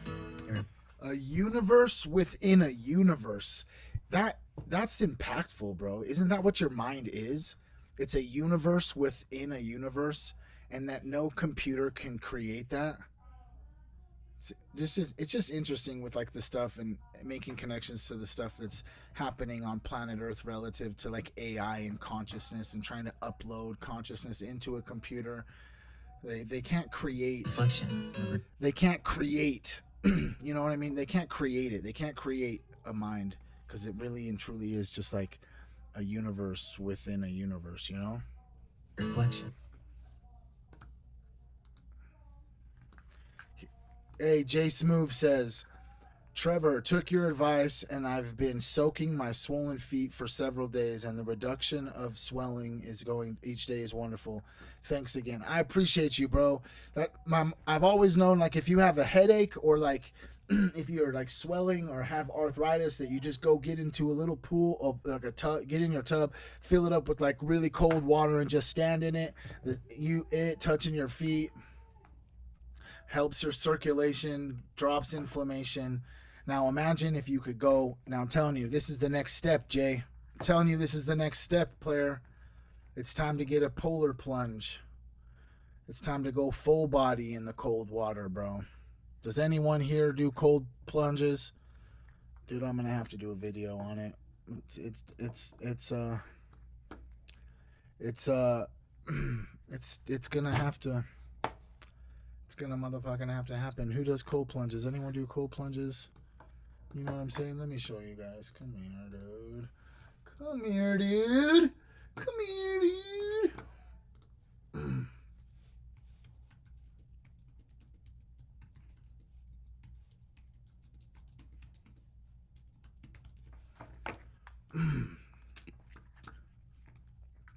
Dude, if it works for your feet, I'm telling you, bro. I would never lead you astray, player. You got to get one of these. I got one of these in my garage. I'm gonna make a video about it. Simple, bro. Simple dimple. Simple dimple pimple skimple. Let's go. Like this, bro. It's like just like a tub, bro. Like a little tub. You just like, it's called a polar plunge. They come in all shapes and sizes. If you have outside and you have like a metal trough, you could use it as well. You know what I mean? It's just like something that could fit your whole body, bro, and you can put ice-ass cold water in there, bro, and you just get up in there. Let me just break it down for you real quick, bro. Let me just have Perplexity spit some game to you. Let me bring you in real close and nice like. Can you all please, excuse me, wait. Oh, have a good day, Maria. Marie Moon, peace out, dude. Love you, homie. Team Human, let's go. Okay, across the internet spectrum of health knowledge, there's lots of talk about polar or ice plunges. Can you please provide me a whole bunch of different information about the factual stuff that happens to your body that you could categorize as healing, etc., etc.?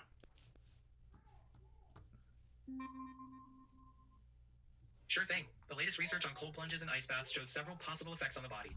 Studies suggest they can boost mood by increasing dopamine and endorphins, reduce cortisol to decrease stress, and lead to feelings of alertness and improved cognitive function. They're widely used for muscle recovery because cold water constricts blood vessels, reducing inflammation and soreness, and minimizing exercise-induced muscle damage. Cold plunges have been linked to improved immune function, possibly through increase in white blood cells, and they might help regulate blood sugar by improving insulin sensitivity. Some evidence shows they raise metabolism by making you shiver, potentially helping with calorie burn. They might enhance sleep quality, improve circulation, and even serve as a mental resilience practice.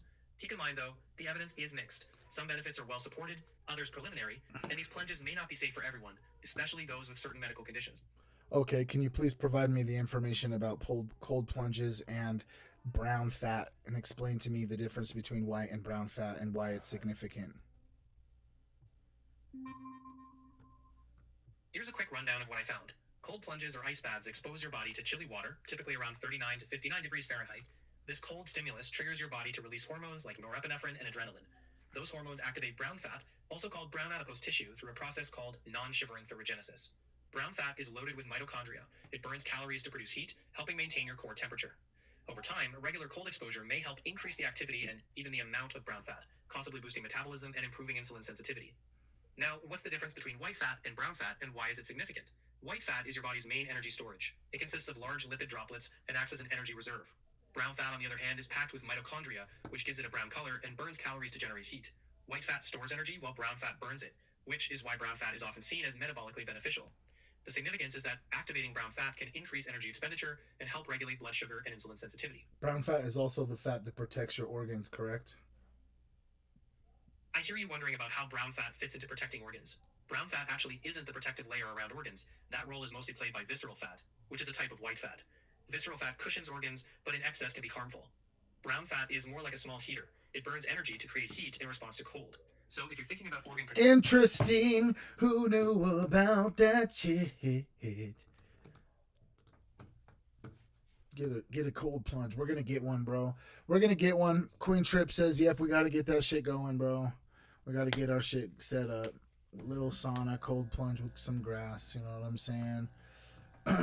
Hell yeah, get yourself a cold plunge. Get in a cold water. Cold water's good for you, bro. Do some research about Wim Hof, cold water, and breath work. You become a god, bro. You can even prove this to yourself. Never with sarcasm, but if one became serious about developing the powers of self-discipline and train their mind to see occult forces, then these matters wouldn't be so hard to understand for the average person. It takes years to develop occult powers, and this is only for the serious student who has a purpose. It's not enough just to say, you're right, the cold is cold, and it can be a shock to your body, so listen to your body, listen to yourself. Don't do things that you haven't done before and just do them blindly. Listen to your body, listen to the alerts, listen to when it says to move. You know what I'm saying? Cold exposure is magnificent. okay, I'm gonna go prove that my mind has power over reality. I want a new car. Oh wait, no car? This is stupid. People don't understand how much belief has a play in things. It's honestly a shame. Therefore, if there exists a spiritual reality, one that we originally came from and have slowly de-evolved into a material state, I would argue that nature is the process of coming back into alignment with that first state of everlasting life and away from death. If that made no sense, then it's because the occult is not understood by the logical mindset. This is an issue because we have people who truly want us to be healthy, but have no understanding of the spiritual side of man. The diets of man. There are many vegan channels that are trying to tell you that they know what the best diet is and that it's healthy. Same goes for the raw meat people. The complete opposite, trying to say that it's the only way to get the necessary nutrients. Let's start with vegans. I've been vegan for 4 years or so, on and off, and I've watched all the main YouTubers, and I can break this down and explain why it's unhealthy. Especially how it's advertised and marketed today. Here's the first issue. They try to look at the diet from such a scientific point of view. They use the same standard of protein that's issued for meat and try to fill themselves... Real quick, while I have you guys here, dude, you know what I might as well do for anybody who is not already here? Let me just get you guys up in the fucking Discord, bro. Are you guys in the Discord, bro? Come on, if you're here, join the Discord. Dropping it in the chats, bro. In the chats, join the Discord. We got like fucking over 200 people in the Discord, bro. Join the Discord. The only thing that's crazy about the Discord is if you don't have Discord, you gotta do some weird, crazy puzzle, dude, to prove you're a human.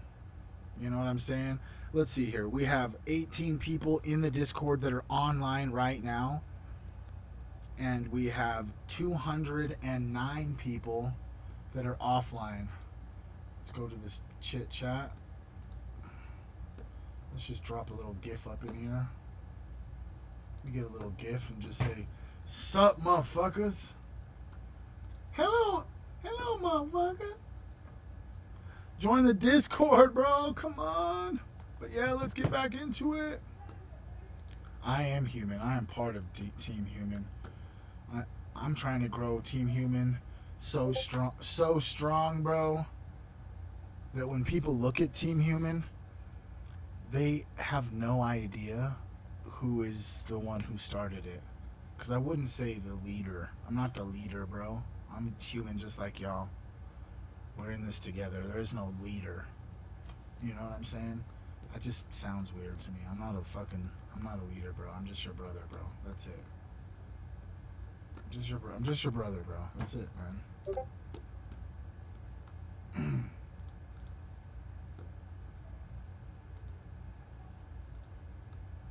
I'm just your bro, homie. G. You know what I'm saying? Up with as much protein from plants as possible. I know not all vegan. But join the Discord. The link is in all the chats. We got 5 people on Facebook. Let's go. What's up, Facebook? Shit, dude. What's up, Facebook? Who's here? Say hello if you're in Facebook, bruh. We got 5 people up over on YouTube. What's up, YouTube? Levi, Nathan, Ramos. I think that's who's up in here. Who's on YouTube? If you're on YouTube, say hello, bro. Thanks for being here. I appreciate you. Much, much, much. And then we got the squad. We got Team Human up over on Twitch.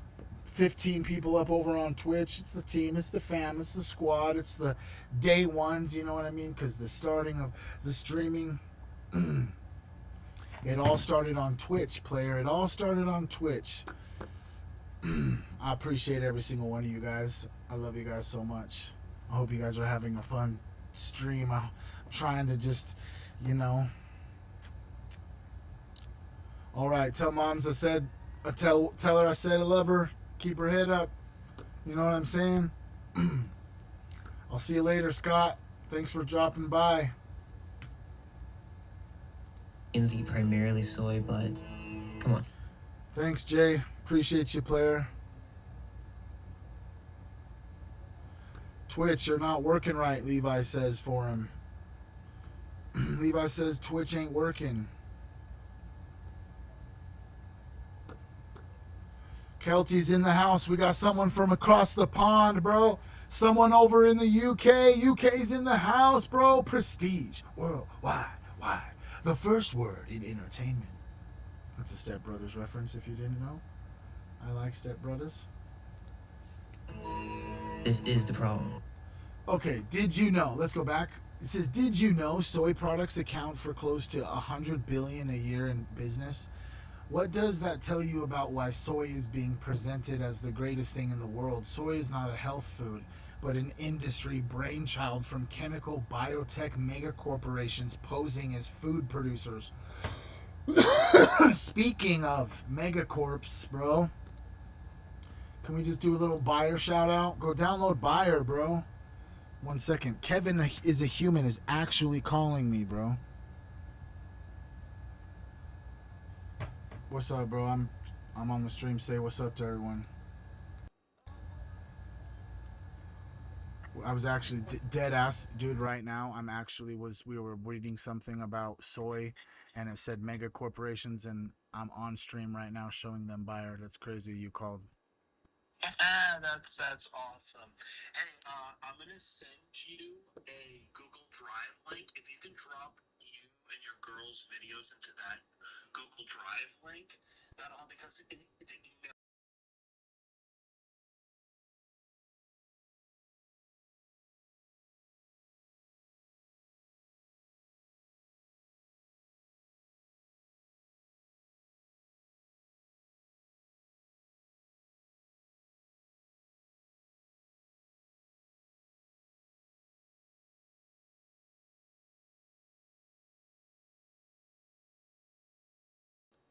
Dang, Kevin is a human. I know, I muted it. Sorry, I was just, there was some business going down across the phone. I just had to mute it for a second. But go download Bayer, dude. I'm telling you, bro. Right now, dude. If you don't know about this app, bro, its app is obviously, like, check it out. Bayer, bam. It's on my phone. Dead ass. You basically grab any item that has a barcode, scan the barcode, and it's going to tell me exactly what it is, what's inside of it. It's going to tell me the nutritional values. I can even go deeper and touch this little thing right here that says tap to research. Guess what? I bet you didn't know that Red Bull is not a mega corporation, bro. It's family owned, bro. How crazy is that, dude? How crazy is that? I didn't know that. I'm going to drop the Bayer app, the link in all the chats as well. I'm telling you. Download Buyer, bro. Because guess what? And go follow him on Instagram. Go follow the Buyer app on Instagram. We'll pull it up even over here. I'll show you guys. Boom. We're going to come up over here to Instagram. Pull this up. Hit the Buyer app. Because guess what, boy? You're going to see, look, you're going to see a video of mine up here, bro. That's what that conversation was. That conversation was like, hey, can you send the video you made for Buyer to this Google Drive? Because you emailing it to me compresses it and we can't post it. We want to post it. Hell yeah. Go give Buyer app a follow on Instagram. They're also on Facebook as well, dude. At Buyer, dude. Buyer app, dude. They're right there, the Buyer app. Hey, let's go. Showing Buyer to the stream. Go download, go follow and follow Buyer on Facebook. Hell yeah. Hell yeah. Hell yeah. Oh, Kevin, you're here, bro. I was telling everybody to go on Buyer on Facebook and Instagram. What's up, dude? Kevin's in here. I see you. What's up?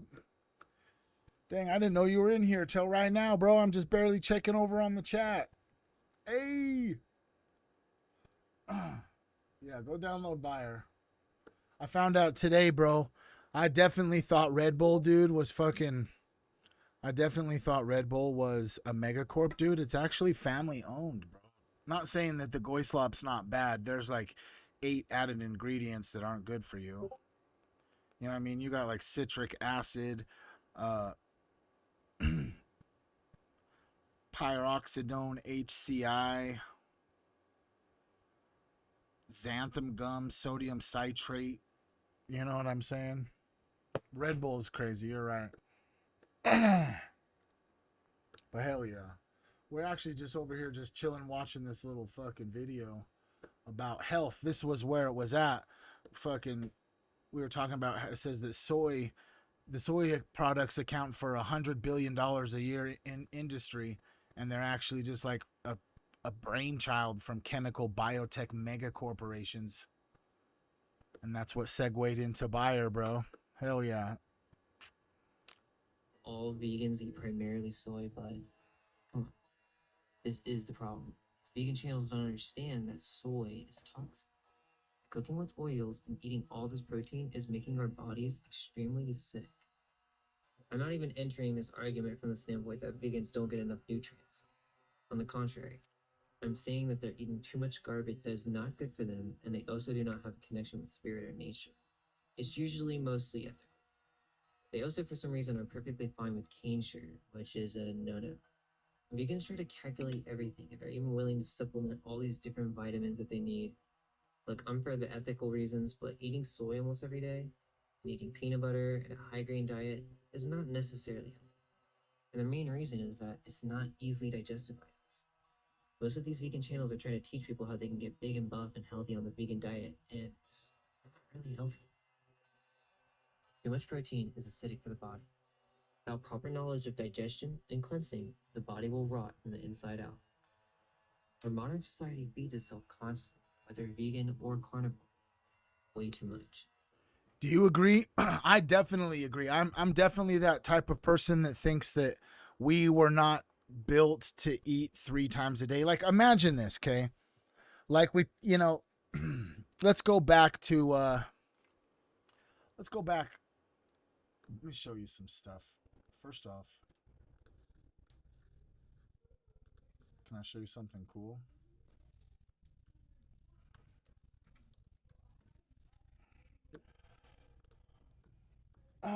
Oh yeah, you ever seen this stone? This stone weighs like 140 tons. You know what I mean? At Baalbek, these huge fucking giant fucking stones. Like, look at this. This is a man standing underneath these 100-ton stones, like 2 million pound stones. You know what I mean? So let's just think way, way, way back up into the day, right?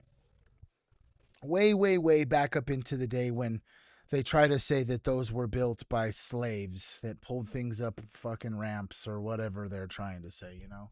Unfortunately, bruh, you're not fucking moving this fucking stone, dude, up a fucking ramp, bro. Give me just 1 second. Look at this. Look at this. Look at this fucking stone that was cut. That's insane, bro. Perplexity, can you please provide me factual information that is mind-blowing and astonishing about the stones at Baalbek? Here's some astonishing information about the Baalbek stones. These Roman-era monoliths located in Baalbek, Lebanon, are among the largest stones ever quarried by humans. The trilithon stones, which form part of the Temple of Jupiter's podium, each weigh around 750 to 800 tons. Even more mind-blowing are three massive stones left in the quarry. The stone of the pregnant woman weighs about 1,000 tons. The stone of the south is estimated at 1,242 tons, and the forgotten stone may weigh around 1,650 tons. These are among the largest stones ever quarried in human history.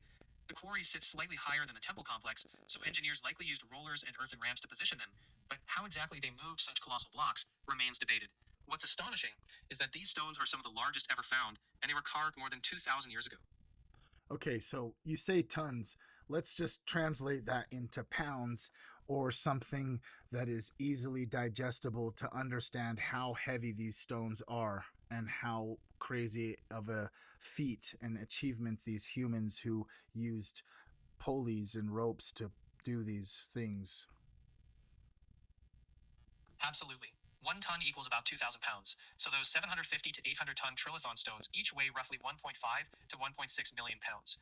The stone of the pregnant woman, at about 1,000 tons, tips the scale at around 2 million pounds. The stone of the south, at 1,242 tons, weighs about 2.5 million pounds, and the forgotten stone, around 1,650 tons, is about 3.3 million pounds. That's like moving dozens of fully loaded semi-trucks at once, using simple tools and human muscle. That scale really shows how incredible the engineering feats were, especially with the technology available at the time. Insane, my dude. Insane, my dudes. Anyways, so back then, right, where they didn't have like these, they didn't have potentially like these machines that were like mass producing like fucking human hamburger patties or something. Fuck McDonald's. But you know, they didn't have like this mass production of food. You have to really think about the consumption and the eating of food that has taken over the culture we have today. Back then, you would have to really sit back and contemplate, okay, so if I lived in some village in fucking Peru, okay?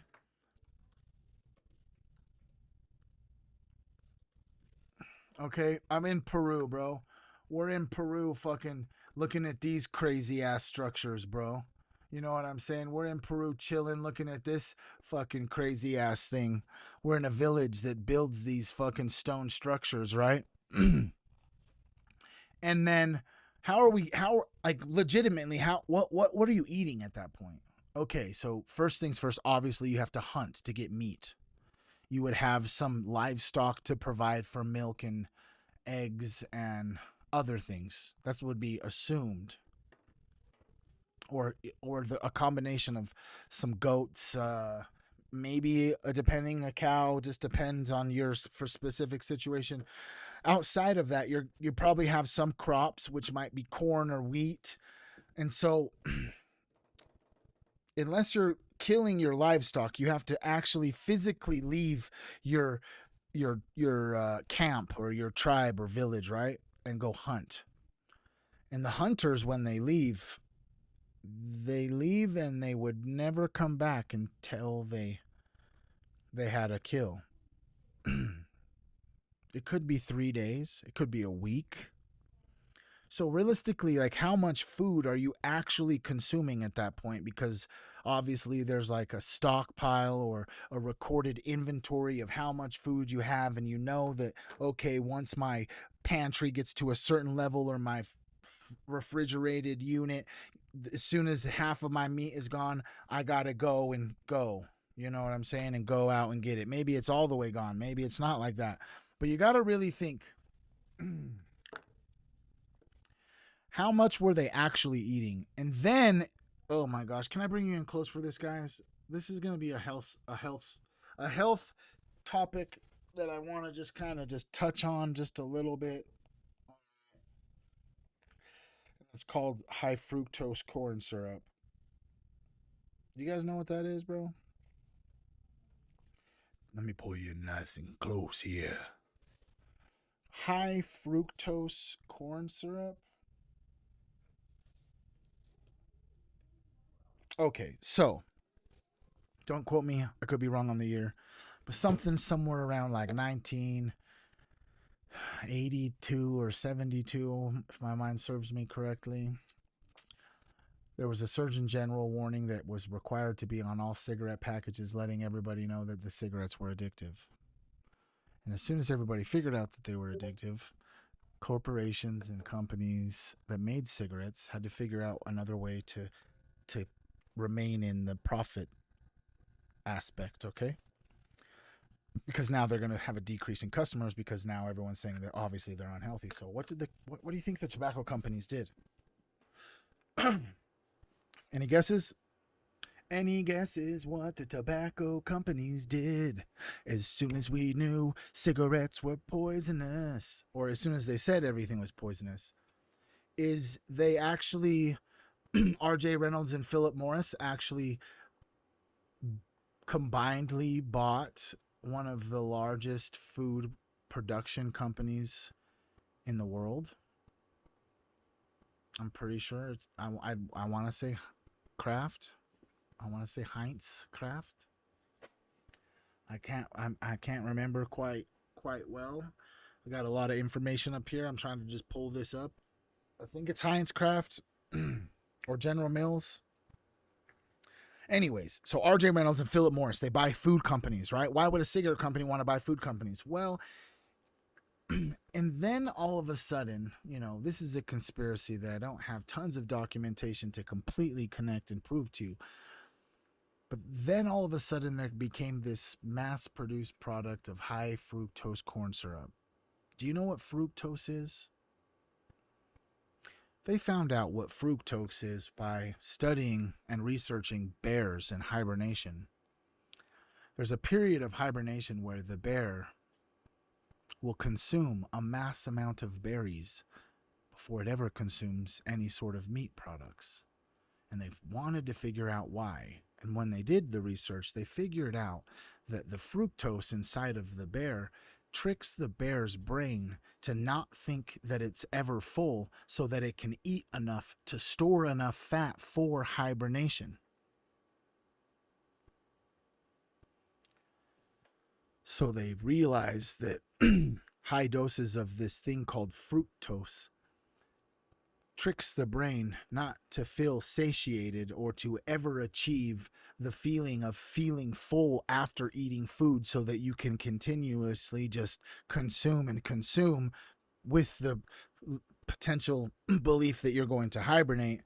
And then they took that chemical and created a fucking monster, which is high fructose corn syrup, which is just like highly concentrated fructose. And then they just decided to put it in like everything, in like bread and ketchup and just this, that, and everything has high fructose syrup. So obviously we're in a situation where we're all unhealthy and fat because everything has been put into high fructose corn syrup, which all of our brains have a hard time acknowledging when our stomach is trying to tell us, hey bro, we've got everything we need, you don't need to eat anymore. But that mechanism has been destroyed. Probably if you don't use it, you lose it. You know what I'm saying?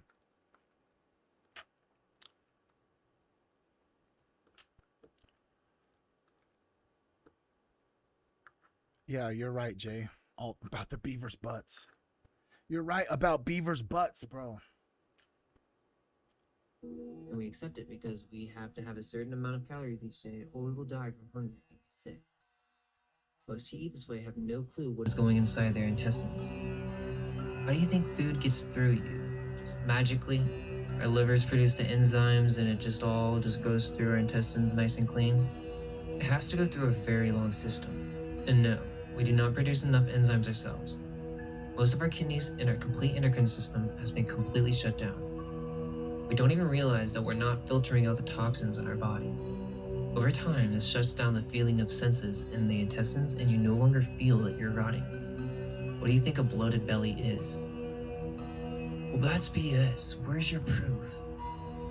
If you're one of those guys, then, I can't really break this all down in one video, but basically the medical industry is a business. The pharmaceutical companies are not in it for your best interest. It's all about the money, repeat customers, drug dealers that spend $80K in 4 years in school. I mean, come on. We can all agree that doctors do not heal anything, they just patch things up. Don't get me wrong, emergency situations and in accidents, they've established... They don't fix anything, you're right. They patch things up. Oh, I forgot. You're right. You're coming home. Thank you for reminding me. She's coming home early because she's got a business dinner to get to for her job. She's going to talk about her job or a seminar for her job. We are out of here. You were right. I got some stuff I have to do. I forgot. I lost track of time. Thank you so much for reminding me. I lost track of time. I'm just having so much fun with you guys. 3 hours in. What's up, dude? Here we are, bro. Oh, my goodness. Can you get the heart, bro? There you go. All right, guys. I love you. Cheers.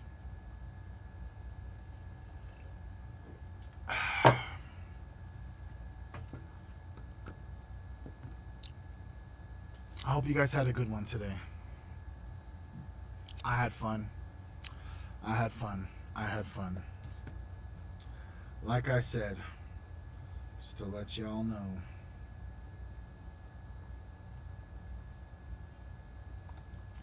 real quick ski. Just real quick ski. Real fast. Before you guys jet, if you guys want to help support the channel, here's a 25% discount for your whole order. Use the link I just commented in the chat. 25% off your order if you want to help support Tripoverdrip. Keep the lights on up over here. Keep the machine going. You can use the link posted in the chat. Thank you guys so much. I'm really trying to only do this little promotional stuff at the end. I like to keep it at the end. I feel like Candace Owens does it like that, and it just works perfect. You know what I'm saying? Because it doesn't bombard people with like, hey, buy my stuff, hey, buy my stuff, hey, buy my stuff. So, but there you go. There's a 25% discount. I love you guys. Peace out, bro. See you guys tomorrow.